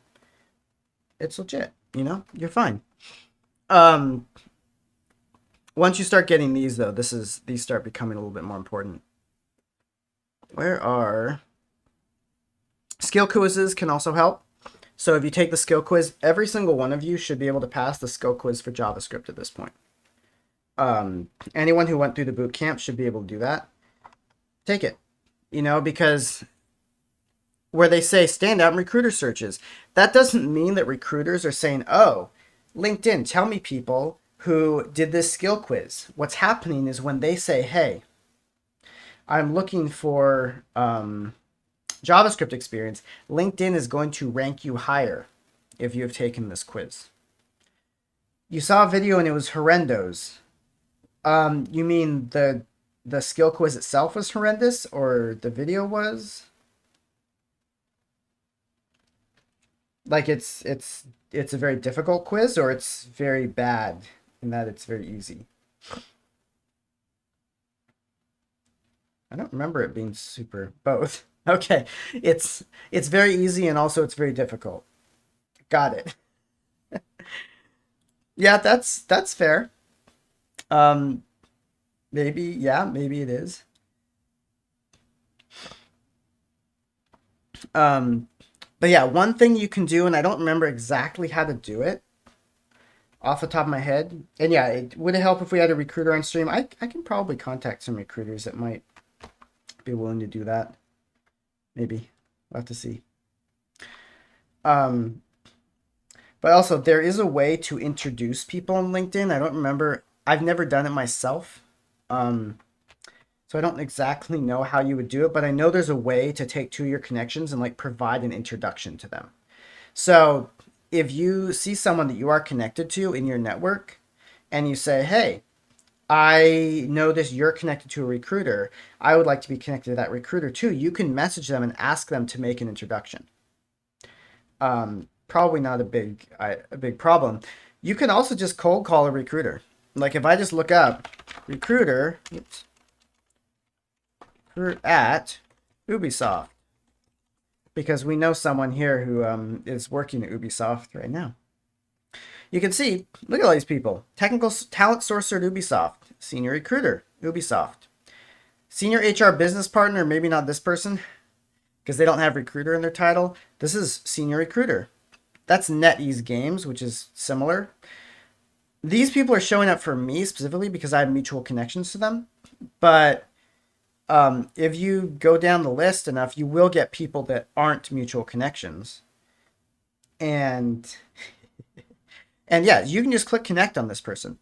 And if they are a recruiter, they will be happy to connect with you. Oh, they will love it because you're doing their job for you or for them. They normally would have to find you on LinkedIn, but you found them and you said, hey, I'm interested. It is their job to talk to you. They may not go too far and they may say, oh yeah, sorry, we only have senior positions at this time, or we don't have roles like that would fit you, but they will still connect with you and they will still talk with you. So there's also two kinds of recruiters, okay? There are recruiters like these, right? Recruiter at Ubisoft. This person was a past recruiter at Ubisoft. This person is at NetEase. This person is at Epic Games. There's another kind of recruiter that is the external recruiter. So these are what we call internal recruiters.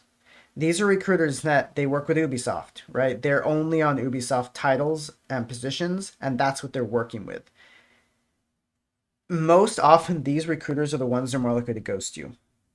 And to be fair, a good recruiter doesn't ghost. They'll just tell you that you didn't get the job.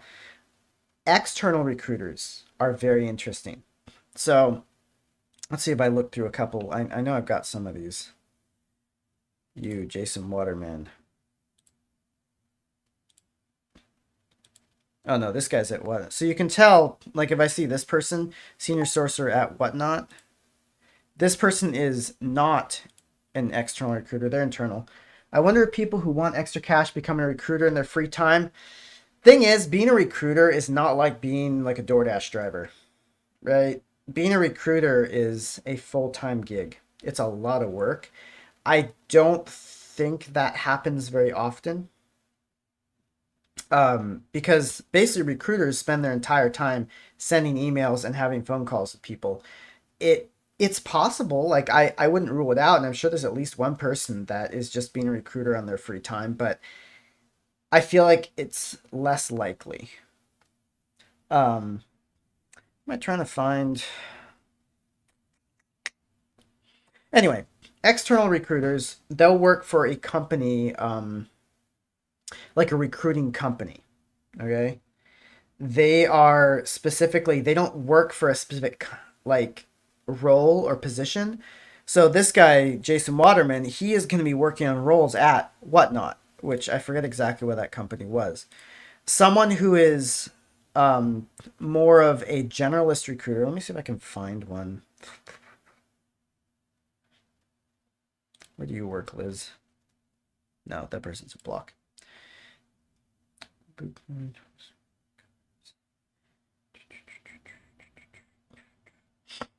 Yeah, I'm not finding one off the top of my head. They will have multiple roles. So an external recruiter will tell you, hey, I'm working with this company temporarily, but I have a lot of other roles. Those are the recruiters. Those are gold mines. Because, oh, this person's external. Perfect. Perfect. Thank you. Yeah, they propose you different positions at different companies. That's exactly it. Hire talent. Exactly. Perfect. Yeah, so Matthew Reagan here. Now, if you want to talk to Matthew Reagan, you can talk to Olga and be like, hey, I know the cursor is massive, right? I love it. So this guy, Matthew, he will have multiple roles. And what that means is he will interface with you, right? But his company probably works with 300 other companies. They are probably sourcing 500 roles, which means two things. One, he has a large database of roles. If you start at a company and you say, hey, I'd like to apply for this role, and they say, great, and then you don't do well in the interview, they say, okay, bye, and then they never talk to you again. Matthew will not do that. Matthew will say, oh, that's a bummer. You didn't manage to do that role. I have 3 others for you that might work. And he'll slowly hone those roles, especially if he's good at his job. Have no reason to think he's not. He will hone those roles based on how well you did at other companies. Companies are also more likely to give him feedback because they want to keep working with him. If a company, you talk to their internal recruiter and they're not interested in hiring you, they have no incentive not to just ghost you. Matthew is probably working on 5 different roles for them. If they ghost him, he may not want to work with them anymore. They want him to keep working with them, so they may actually tell him why they didn't want to hire you. So these guys are really interesting. And you might wonder, well, do I have to pay them? No, you don't. They get paid by the company that is doing the hiring. So let's say that you go with Matthew, and Matthew is doing a job for Widgets Inc., right? And you get a job through Widgets Inc.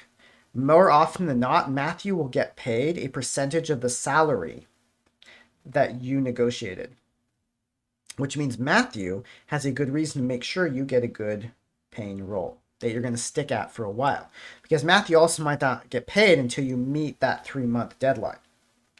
So the system is set up so that they will not charge you to do this work, and they will send you dozens of roles.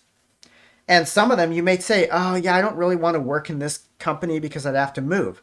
Okay, Matthew notes that in your file, and he says only source companies that are local to this class, to this developer, or they allow remote. And then you get only those jobs. So these guys are really, really good resources for when you're looking for a job, because guaranteed they will not stop sending you roles until you tell them that you have moved to another job. Like, and it could be they say, okay, we've exhausted our current pool of 150 roles, right? We've exhausted that. We will keep you in mind as new roles come up. And then 3 weeks later, you get another email from him saying, hey, here's 3 more roles. Are you interested in any of these? So yeah, they're really great for that. The reason is hire talent is not just Matthew. It's like probably 50 recruiters. So he is looking at them and he's saying, hey, you got any roles? Because I've got this engineer here that has these skills. And they'll say, oh yeah, I have this role. They want to work with him because they'll share that bounty if you get a job. It is their interest that you get a job. Important thing, it is not their interest that you get a job that you like. They do not work for you. They are working for the companies that are hiring them to hire talent. So keep that in mind. They will do a lot for you, a lot of work, because they want to keep you happy, because they want to be able to send you a bunch of roles, because they want to be able to show to their companies that they are sending recruits that way. That's important. But their goal is to get you a lot of money, or their goal is to get themselves a lot of money.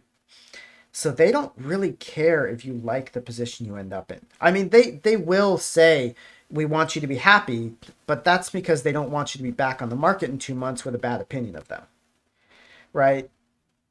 But they're not necessarily looking out for you the whole way. So keep that in mind. But they are great. They are amazing resources. You know, if any of you have bought a house, it's similar to having a real estate agent. They are on your side. They are working with you. They are trying to get the most money, but they want to get you something that works really well for you. These guys are the real estate agents of the tech world. They're going to try to sell you a job, and they're going to try to sell you to the job. Case in point, or not case in point, bear in mind, I get my allegory or colloquiaries. Whatever that turn of phrase is. I get them mixed up sometimes. Bear in mind that sometimes these guys lie to you and they lie to the job. So I have actually gone into an interview once that was set up through an external recruiter, and the company, as what they commonly do, they had a copy of my resume kind of across the table from me. So in between, I looked at it. It was not my resume. It was someone had doctored my resume and made up a new resume and said I knew technologies I did not know. So keep that in mind, that sometimes does happen. It's rare. I can say of all the times I've worked with external recruiters, it's only happened to me like once or twice. So it doesn't happen often. But occasionally they will tweak your resume a little bit. The other thing that is useful for, though, is it is kind of recommended that you modify your resume to fit the job. These guys will do that for you. So if you give them your resume, they will, even the good ones that aren't actually just lying on your resume, they will cherry pick. If you've listed that you know Java and Python and JavaScript, and this is a JavaScript position, they're going to take out the Python part, you know? Or they may, like, if you know Vue and you know Angular, but it's an Angular position, they might take out the Vue part. They're going to tailor your resume to what they think is going to be the most successful at that company without a lot of fluff. All of them will do that. And that's kind of a service they provide for you. So getting in with one of these guys is really good. And so you can see, like, I actually know 2 people that are connected to this guy. So if I wanted to talk to this guy, literally, if you go to Matthew Reagan here and you click this connect, he will probably answer you. Pretty good chance he will. Yeah, so external recruiters are really good. Internal recruiters are not that they're terrible, it's just that they're limited, right? They may have 2 or 3 roles that they're handling, whereas Matthew has 500. So the scope of what they can do for you is a little bit wider, and they're also willing to chill for a couple months and see where things are and stuff like that. And there's thousands of these. I keep a running tally of how many people contact me and what people contact me. I don't get a lot of repeats, and thousands. There are thousands of people that are doing what Matthew's doing here. Yeah. So that's like how you talk to recruiters, how you'd reach out to them, stuff like that. And I'm realizing I've completely lost my list now, so I have to go get that back up. But yeah, one recruiter, he said to me, here's the thing: if a recruiter asks you for your resume in PDF, it means that they're probably going to just, tweak a couple things. If they ask for it as a doc or a docx, that means they're going to rewrite it. Which isn't always a bad thing. Like, I don't have a very good resume, so I just let them rewrite it for me. But if you feel like there's something suspicious going on, that's just another flag to bear in mind. Let's see here. Reaching out to recruiters, we covered that. What recruiters are looking for? That's a good topic. I have not. Well, what do you mean by do an interview on me? Like I don't think I have, actually. I know I did kind of a mock one where I picked a question and then I answered that question as I would for an interview. But that actually could be kind of fun to just have one of you all interview me and have me ask you questions. Is that something anyone is willing to do?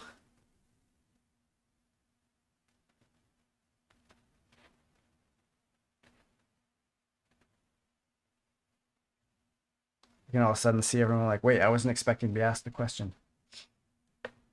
Okay, if anyone is interested in doing that, then, just let me know. Because that could be kind of fun.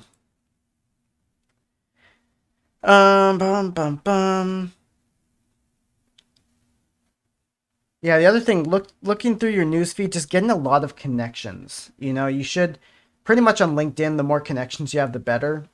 And like you can see, I have 384 connections. I don't know who most of those people are. Some of them I haven't talked to in forever, but that's the whole point of LinkedIn. It's the network. It's about, like I know who these people are. All right, I come down here. I vaguely know who this person is. This person I think I knew from Evernote, and this person as well. But they may have a job posting that maybe I send on to someone else. All right, I come down here. I don't know who this is. I know who this is, though. Yeah, pretty much.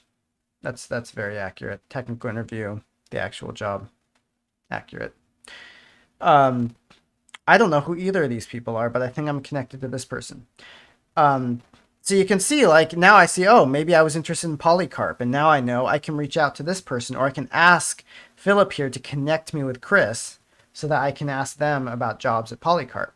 So looking at LinkedIn as LinkedIn really is the social network for working people who, a lot of tech people and artists and other people, but there's a lot of tech people in here.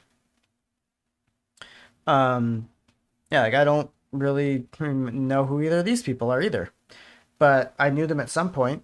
So you could see useful things in here. Various articles you might want to read. I remember this person. I actually know both these people from a previous job. And yeah, so people who might, think fondly of you and be willing to give you an introduction. One thing you can do, which is a little less recommended, is cold contacts to other engineers. So let me see if I have an example of that right now.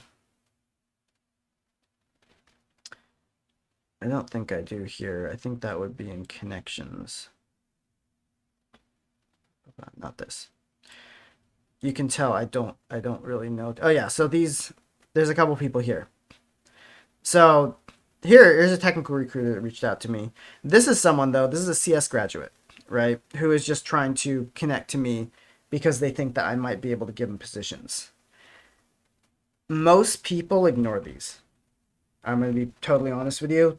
If you are going to do this, it can work. And I've definitely in the past been like, yeah, okay, you seem interesting. Tell me what's up. Tell me what you're working with. It doesn't work that often. So it is very much, you have to do a lot of stuff in it, and you have to do a lot of connections. Again, if this person reaches out to a recruiter, that recruiter reaches back because recruiters are interested in that. You reach out to an engineer, it's hit or miss, right? It depends on how the engineer feels when you reach out to them or whether or not they're interested in this stuff. One thing that you can do is see if that engineer has a lot of other connections that seem to be people who have just reached out to them and cold called them, right? So that can be a thing. If you look at someone like LinkedIn is very good at this. I can go in here and I can just see this person has 500 connections and who else is connected with them, right? So maybe, oh, I know this person. And actually Daniel Rowe is, he's a recruiter. I'm pretty sure. So I could be like, oh yeah, I know these people. I probably know this person as well. So keep that in mind. Like if you're already part of someone's circle, like you know a couple other people in their circle, they are more likely to want to connect with you if you reach out to them. So that's a couple things on networking. Does anyone have any questions on that?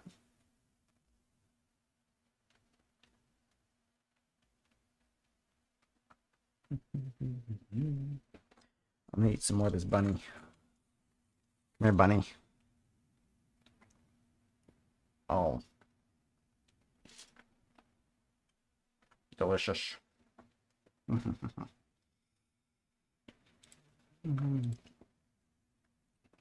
It's making me thirsty though. Let's see what else we have. Junior dev job positions, ghost positions. So, ghost positions, I looked up a little bit. Sounds shitty, honestly. My suspicion is that ghost positions are going to be a lot more if you see an internal recruiter. Someone who is an external recruiter is, I think, less likely to do that. And you start to get to know various companies that are reputable as well. But also, if someone has like LinkedIn Prime or LinkedIn Plus, whatever they call it, that little, or Premium, that's it. That little, it's like kind of a gold yellow check next to their name. They're probably going to be less likely to ghost or be a ghost job because they had to pay for that. I mean, I get it for free, but that's because I've been on LinkedIn for like 10 years. So yeah, I haven't really ever had that happen to me. So I can't really tell you what to look for, but if you guys can send me examples of what that looks like, maybe I can see some red flags. Junior positions, one thing that Gio went over was the jobs tag in LinkedIn. Again, make sure your profile's filled out. I don't know if I have it here, but they used to have this little like bar that would show how close you were to having it filled out. I think I may have finished mine. That's why it's not showing. Anytime it says something like this, oh, show your pronouns. Okay, I should probably put that in there. That's a good idea. Additional name. I don't have an additional name. Pronouns. And I'll change that. Headline, you can change this. This matters occasionally. Yes, sure, that's my current position. Save that. Keep up to date. Keep your profile up to date, because these are the sorts of things that, similar to the Google ranking, filling out all these things will rank you higher in that list of people. So adding your sections, definitely your about, put some stuff in here.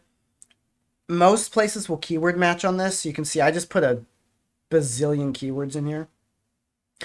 Am I super good with any of these languages? Some of them, a lot of them. Like if I had to do Tomcat, which is basically a Java web server, I probably wouldn't be so great with that anymore. A lot of this stuff, like if I had to do, no one uses these two technologies anymore, ever. And I don't want to do Joomla again, but I still put it in here. All right, all the things that even if something like SVN, I used Subversion, which is an alternative to Git for version control. I used it for like 4 months. I still put it in here.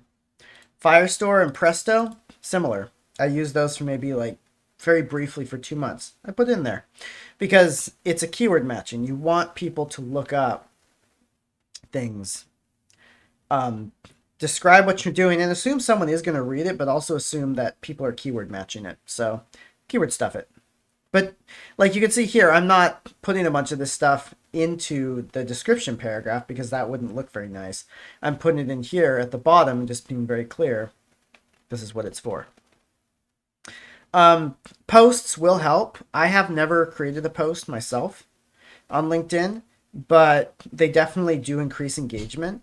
And if you say, hey, I'm looking for a job, that goes to your network, and anyone who interacts with that, it goes to their network as well. So if you say, I'm looking for a job, here are my qualifications, please share, people in your network will share it, and then people in their networks may share it, and then eventually that kind of was like 6 degrees of Kevin Bacon or whatever. Eventually you'll meet someone, it'll get in front of someone who has a job and is interested.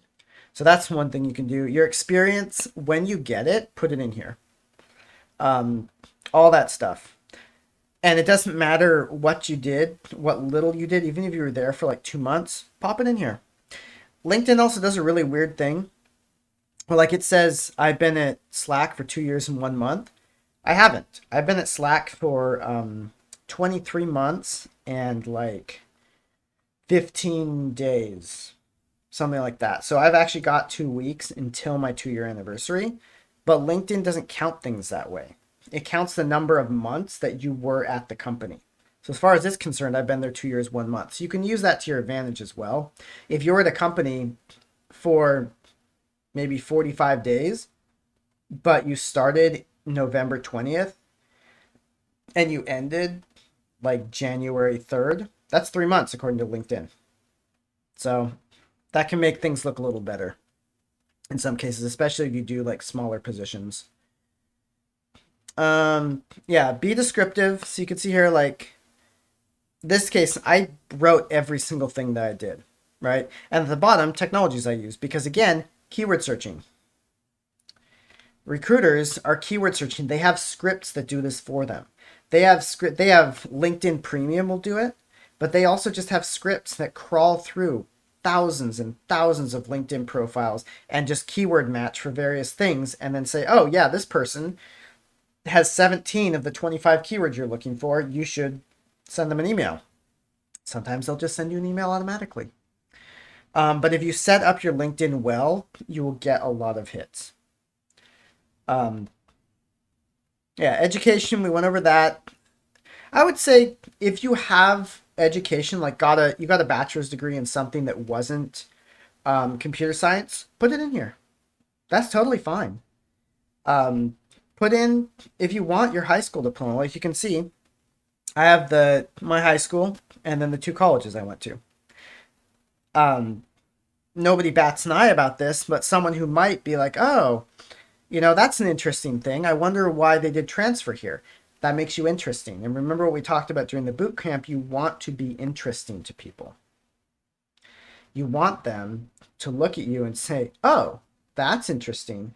Because what they're doing is there's some automated system even that's just throwing away resumes, throwing away applications, or saying, nope, not interesting. You want to make the short list. You want to do something that makes the algorithm think, oh, I need someone else to look at this.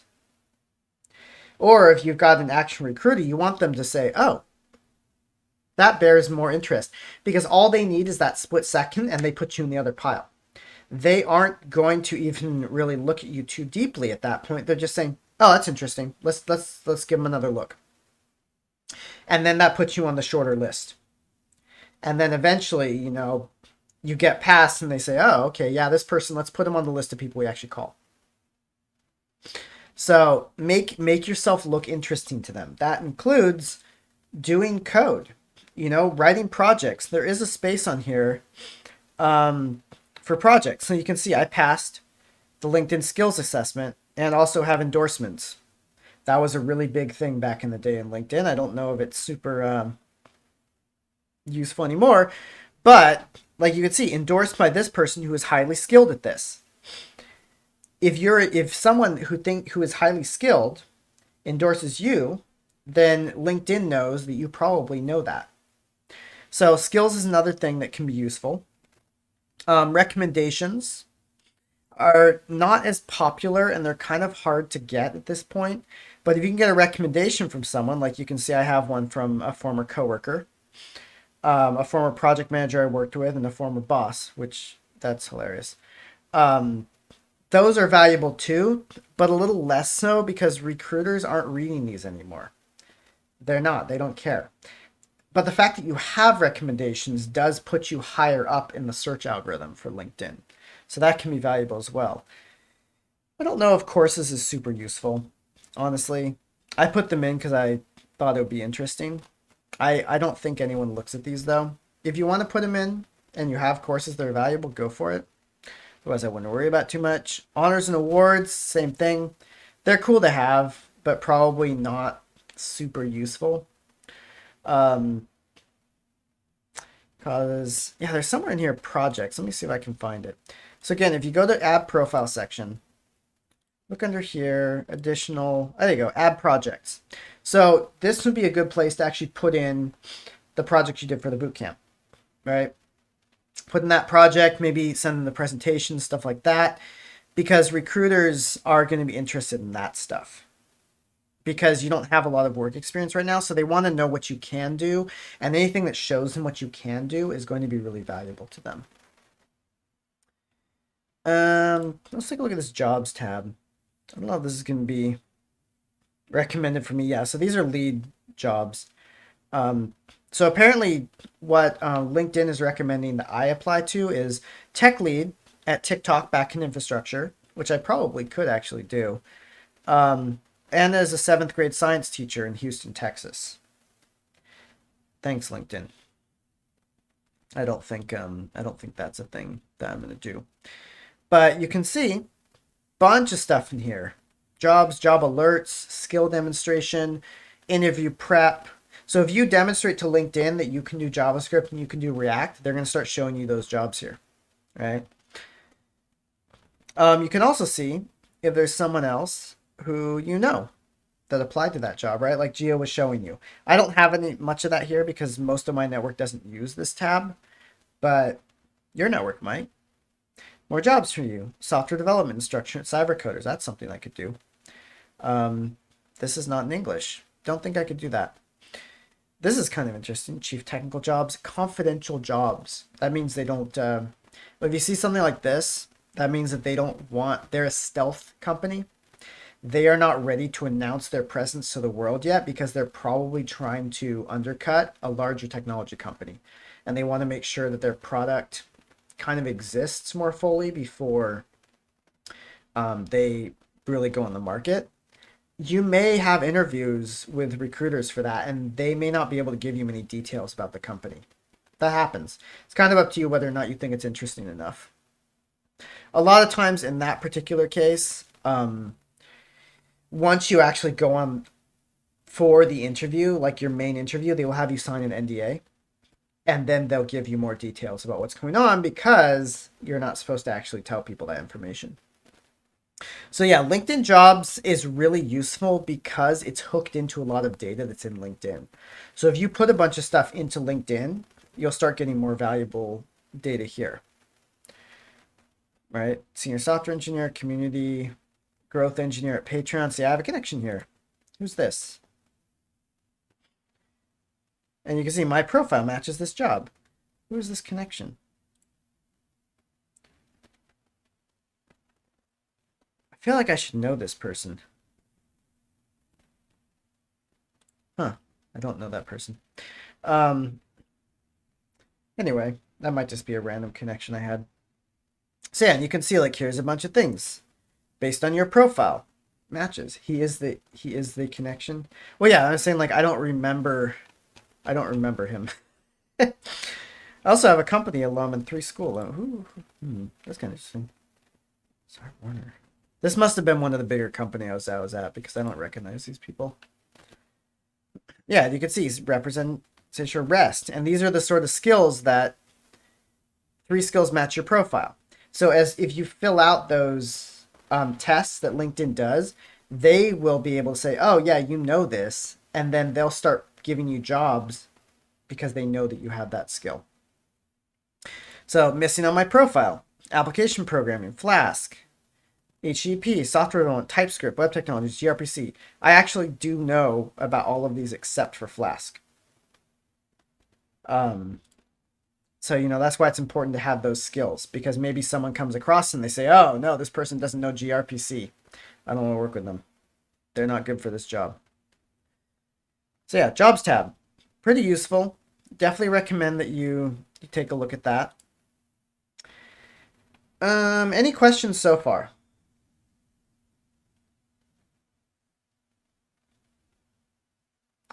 Eat more of this bunny.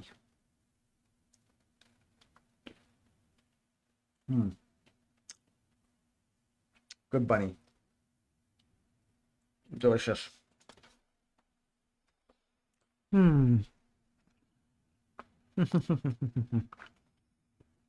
This happens a lot.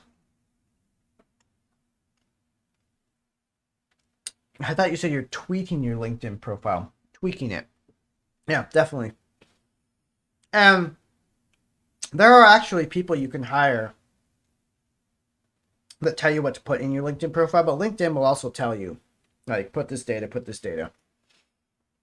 Generally, the more data you have, absolutely try it. But yeah, you'll see a lot of entry-level positions. Like, entry-level, 3 years experience. It's such bullshit. It really annoys me that companies do that, because it's a lie. What they mean is they want someone with 5 years experience, but they want to pay you an entry-level salary. Not very nice of them. Unfortunately, people do, fall for it, and that's why it still happens.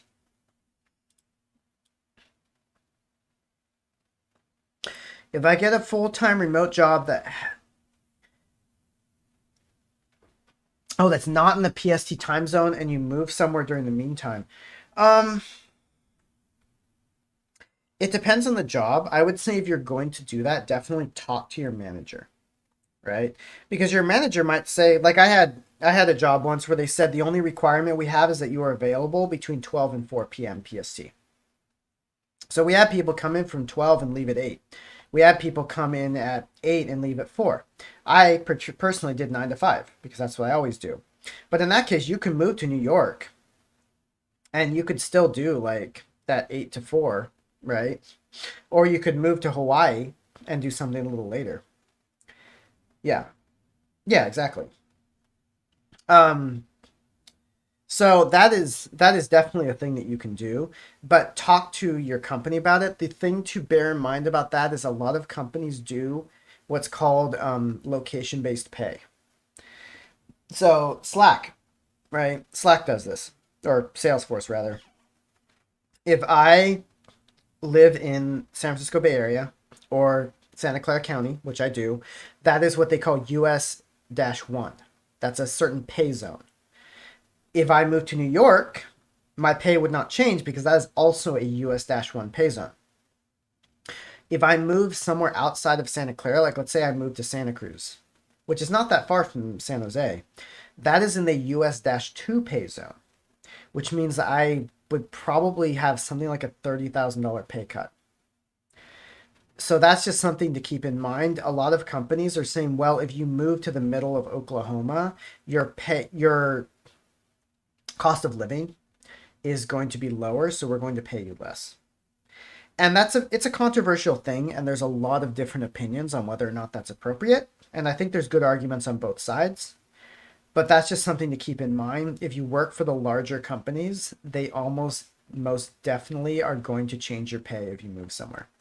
And yeah, there are some location agnostic companies. For example, Gia works for Airbnb. Airbnb is one of those companies. So they will pay you the same whether you live in San Jose or you live in like Houston, right? And those companies are very popular for that reason. If you join a startup, a full remote startup, very unlikely if they're going to care. And you just tell them, hey, look, I've been doing quality work for 6 months. I'm moving to Arizona. I'm going to keep doing the same amount of work. I'm going to keep being available the same hours. Will you please keep paying me the same amount of money?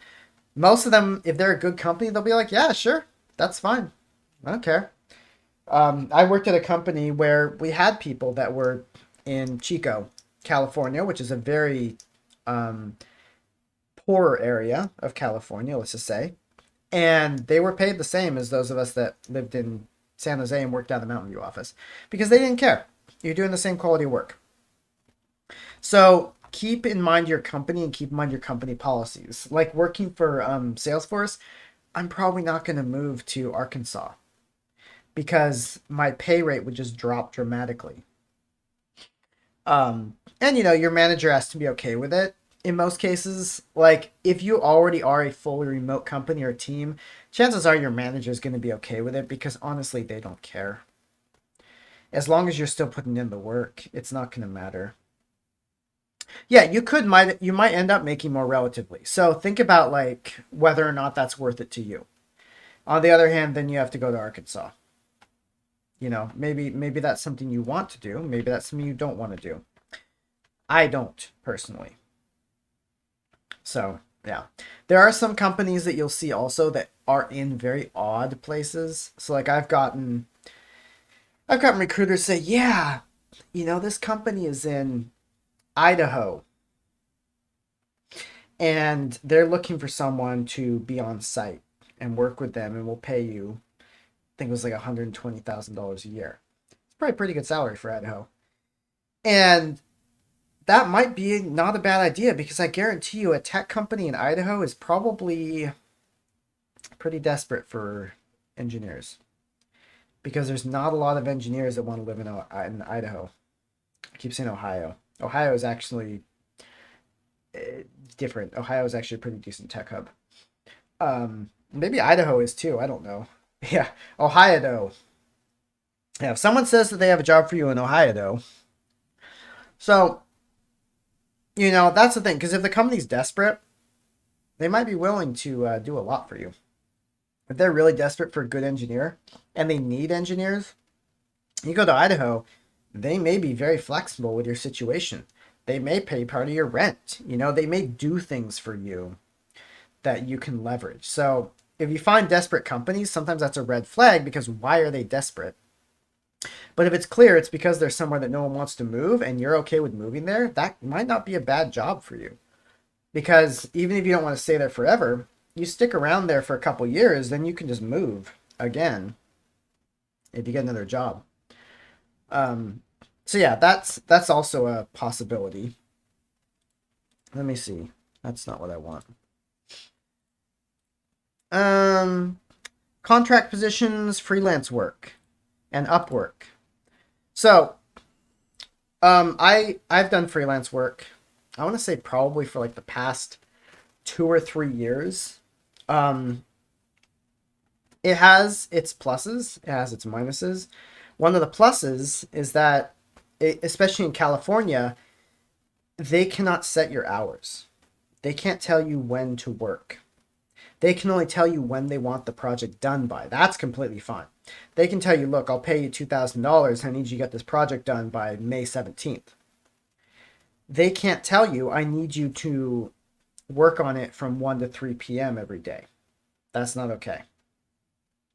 And there's a lot of laws in California about contractor protection. Not as many as there could be, thanks DoorDash and Uber and Lyft and a couple other companies. But there are some pretty good protections for contractors. You do not generally get health insurance if you're a contractor. Well, I guess there's 2 kinds of contractors. Let's talk about that. There's freelance and then there's like contract hire work. Freelance contractors are, you come in, you do a job for a company or you're there for like you work with them on a project for a little bit and they pay you a large lump sum or like some hourly thing. You are not considered an employee. You are not a benefit. They don't provide you with benefits. They don't provide you with any perks, anything like that. You're not an employee. Oftentimes, those are very lucrative gigs because you're not getting benefits from them. So you can charge them a lot more than a regular salary. Because the understanding is you have to pay for those benefits yourself. It's also hard to set up though, and one issue is that if you have a regular 9 to 5, that 9 to 5 may not be particularly happy with you freelancing. Now in California, again, they cannot stop you. It is illegal for them to stop you. They can stop you if you're doing work that is conflicts with your work, your 9 to 5.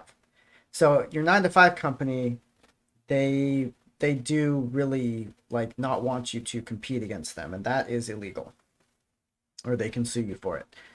But in California, they can't stop you from freelancing as long as you're not using work computers and you're not using work time. So be very careful with that. Contract positions are a little different. Contract positions are you do get hired by the company, and oftentimes you will have the same benefits. You will work a 9 to 5 for them, but it is understood that you were only there for a temporary amount of time. So very common is like a 1 year or 6 month contract.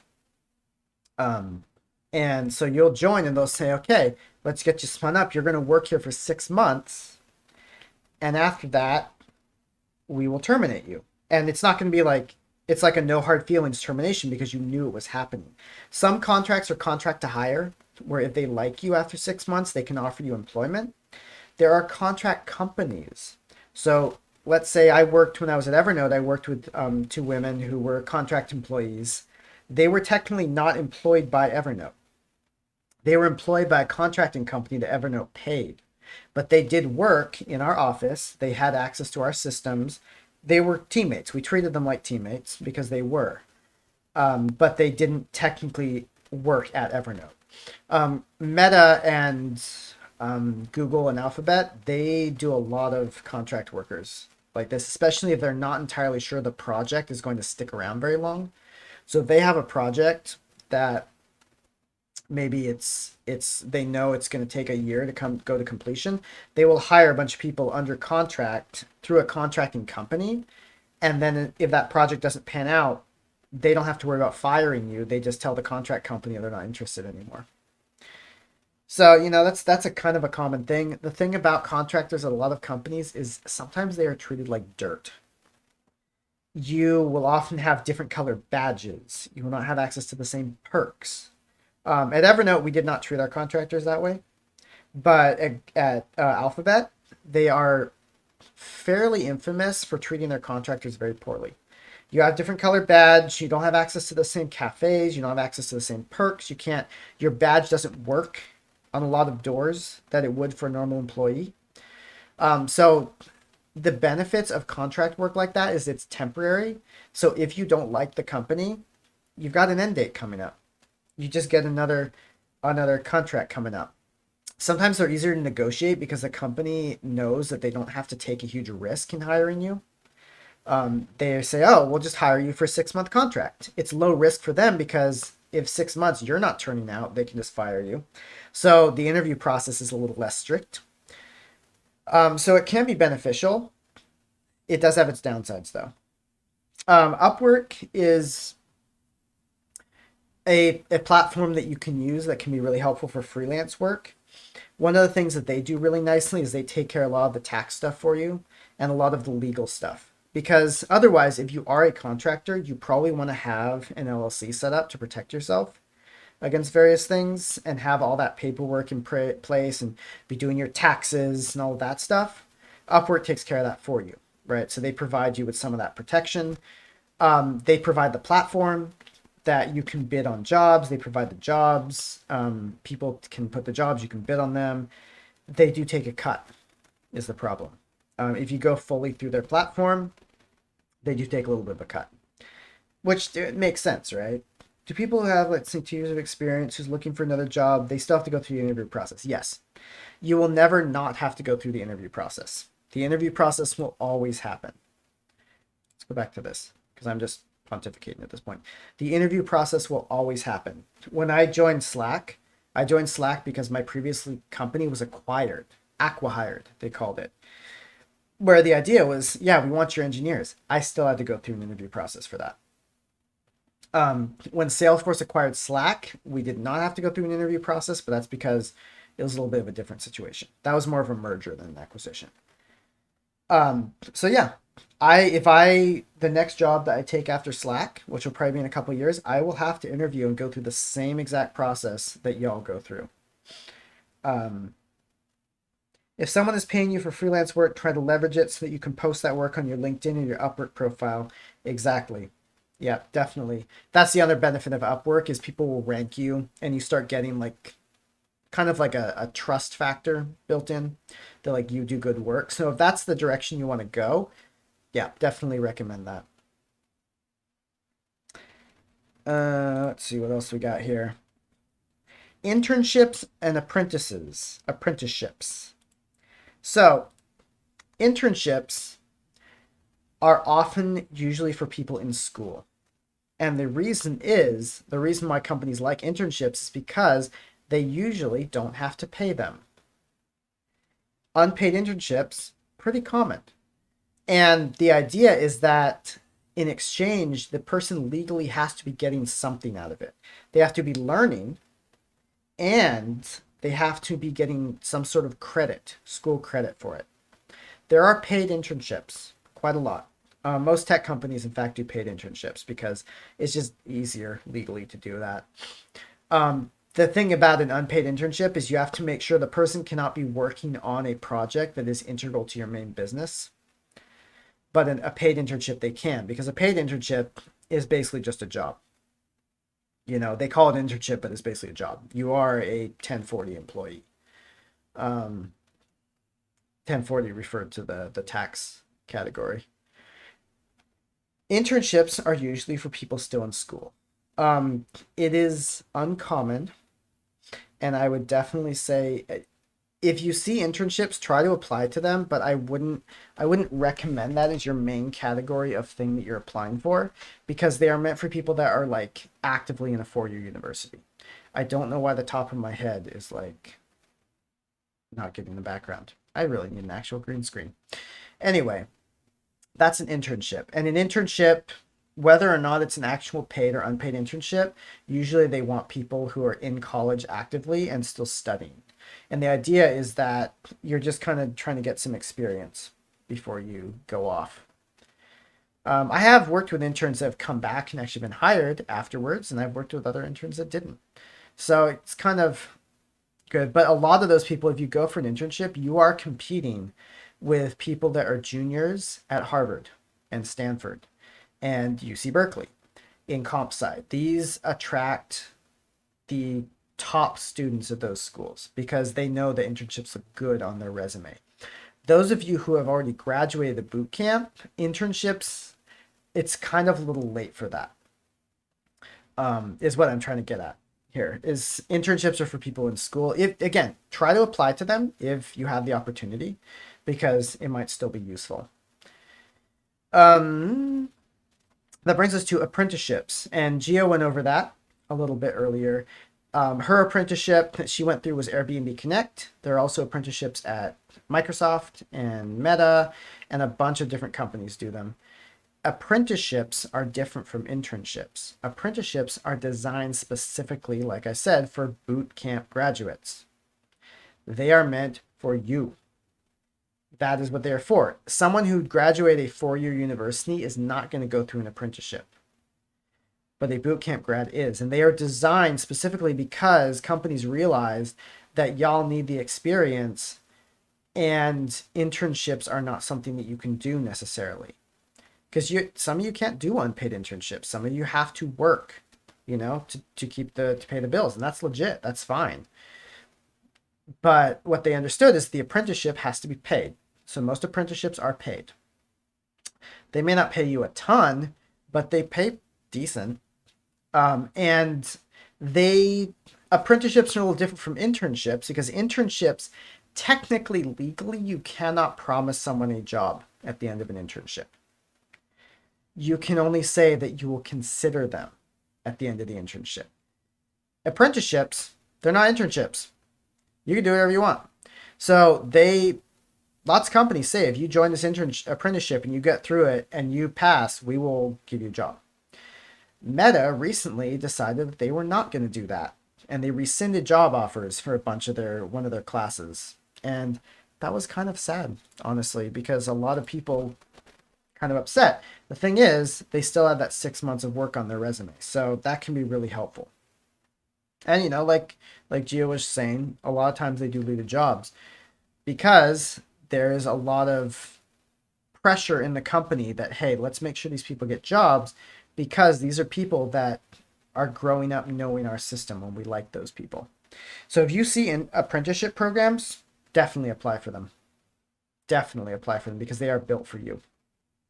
Unfortunately, with the macroeconomic headwinds, they are a little less popular as they used to be. Anyway, does anyone have any questions?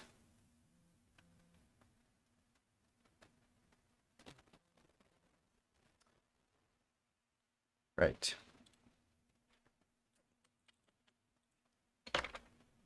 Yeah. Any questions? We got about 10 minutes left.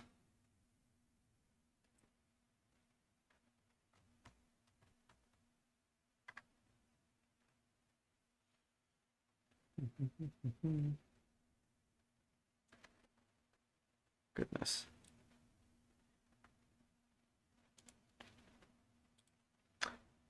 Also, please, if you have not already, please fill out this survey. This will tell us what kind of stuff you are looking for in this community so we can make sure that those resources are available to you. We would definitely appreciate if you would fill that out.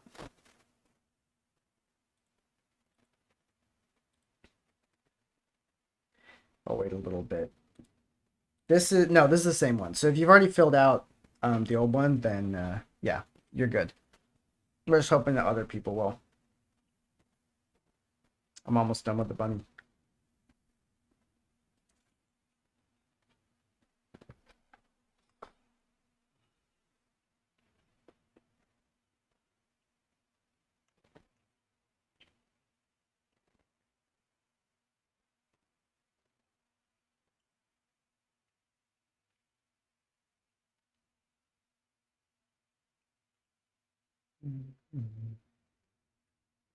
I should do this more often. I should just go on stream and just eat a chocolate bunny. It's kind of relaxing.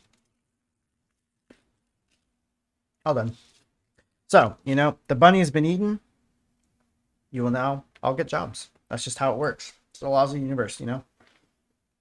I don't make the rules.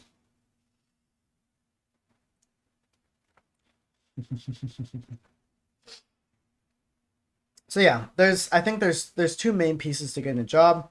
One is getting your resume in front of the interviewers, or in front of the recruiters, and the other is passing the interview. Honestly, once you get the resume figured out, passing the interview will become the hard part. But until you get the resume thing figured out, that's going to be the hard part. So get your LinkedIn set.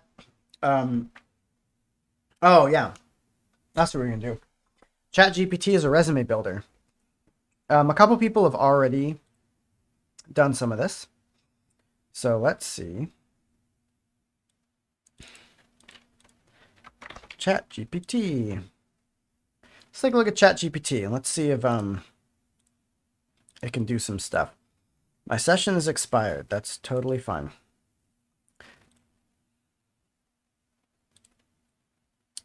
Continue with Google. I think that I am using ChatGPT on this account. Okay. Yes, that's what I would like to do. I'd like to log in for the second time. There we go. All right, ignore that stuff on the left. That's basically, I am slowly building up a video series for ChatGPT that I want to do at some point. I just don't have it yet. So, ChatGPT, resume. Couple things you want to tell it. You want to definitely tout your experience at UC Berkeley in the coding camp. So I'm going to say, hey, please make me, important to say please. Not only is it polite, when the robot uprising eventually comes, they're going to be like, hey, this person always said please. You know, that might count for something. A resume for a boot camp, for a recent boot camp graduate. I went to the UC Berkeley full stack web development bootcamp from September 2022 to March 2023. And then you probably want to tell a little about your projects, and you say, okay, you know, the 3 projects I worked on are Flubber. I'm just making up projects at this point. ChatGPE, good one. And one more movie thing. So, you know, as I've told it, hey, make me a resume. This is my education. This is that. Here's the projects. If you have any work experience, you could say, I have also done an internship at Ubisoft from Jan 2023 to, let's just say, April 2023. Let's see what it comes up with. Here's a sample resume. Okay, and you can see it starts with a summary. Summary is important. Recent full stack web development bootcamp graduate with hands-on experience in developing web applications. Yeah, you want that hands-on experience because that's what people want. Strong skills in JavaScript, React, Node.js, and database management. You might flesh this out a little bit to say with Mongo, right? Completed 3 projects during the bootcamp, including blah, blah, blah. Complete an internship at Ubisoft where I gained experience. So you notice it's just summarize this, right? Now you see if I say education, full stack web development bootcamp, UC Berkeley, etc. And then it assumes you've done a Bachelor of Science, which is not very nice of it, because if you had a Bachelor of Science, you wouldn't need to do the bootcamp. So you just take that part out. It gives you some skills. You notice it's picked up MongoDB already. It's picked up AWS, which you do not know. So definitely be sure to check this. It's also like, yeah, you know, Python and Java. Again, call back to what Gia said. You definitely want to look at one of those. You want me to copy the prompt? Okay. I'll copy the prompt for you. Here's the prompt. Skills, definitely check these. Make sure these are actually skills you have. Projects. I love how it just automatically assumed Flubber. It was like physical activity. ChatGPE, a real-time chat application built with React, Node.js, and Socket.io. This sounds very familiar to a project someone actually did. Movie recommendation website. So, you know, you could put your own descriptions in here. Experience, and that says it's kind of made up some experience. Additional implementation, but you can see this is a pretty solid resume. It's not super pretty, but if I got this as an engineering hiring manager and I looked at this, this would have all the information I need. And then a recruiter would look at this too. So definitely take advantage of this. You can also say something like, I don't know AWS or Python. Also have no bachelor's degree. Spell that correctly. This is one of the things I really enjoy about ChatGPT is you can just tell it another thing and it will kind of revise what you had before. All right. So let's see. Okay, it gets rid of education. It gets rid of some of the other stuff. I only told it to get rid of the Python and the AWS, and it also got rid of Java. So that's something to keep in mind. It will occasionally do things like that. And that gives you some more stuff. At this point, you could say, oh, yeah, you know, here's the better description for Flubber. Here's a better description for X. Or just edit it yourself. But you can see it gives you a very standard resume template that you can work with. Also in here, you probably want to have your portfolio website. And, you know, your portfolio website doesn't need to look good. Like, it doesn't need to look amazing, but it can't look terrible. So you can do a very simple portfolio website. If you're just looking to be a backend engineer, it doesn't need to look that pretty. But it can't look bad. Because if it looks bad, then people start wondering, like, that's an immediate red flag for recruiters. Anyway, looks like we're coming up on time. We got about 40 seconds left. Does anyone have any final questions? If it's a red flag to use a template for a resume, is that what you're asking? Or a template for a website? I wouldn't say so. If you're going for a like mid-level or senior level front-end position and you haven't rebuilt the template yourself, that might be a red flag. But as a junior developer or associate developer, I don't think that's going to be a super big flag. Well, the thing about Gia used a template, but she also coded that herself. I think that's completely legit because it still shows that you can code, but also shows you can follow design. So that's not a bad thing. Yeah, if you use a template, as long as you do the code yourself, you're probably okay. If you copy someone else's template and their code, that might be a bit of a red flag. All right. Well, thanks for joining, folks. Appreciate all the questions. Appreciate you all being here. Yeah, that's it for today, and see y'all next time.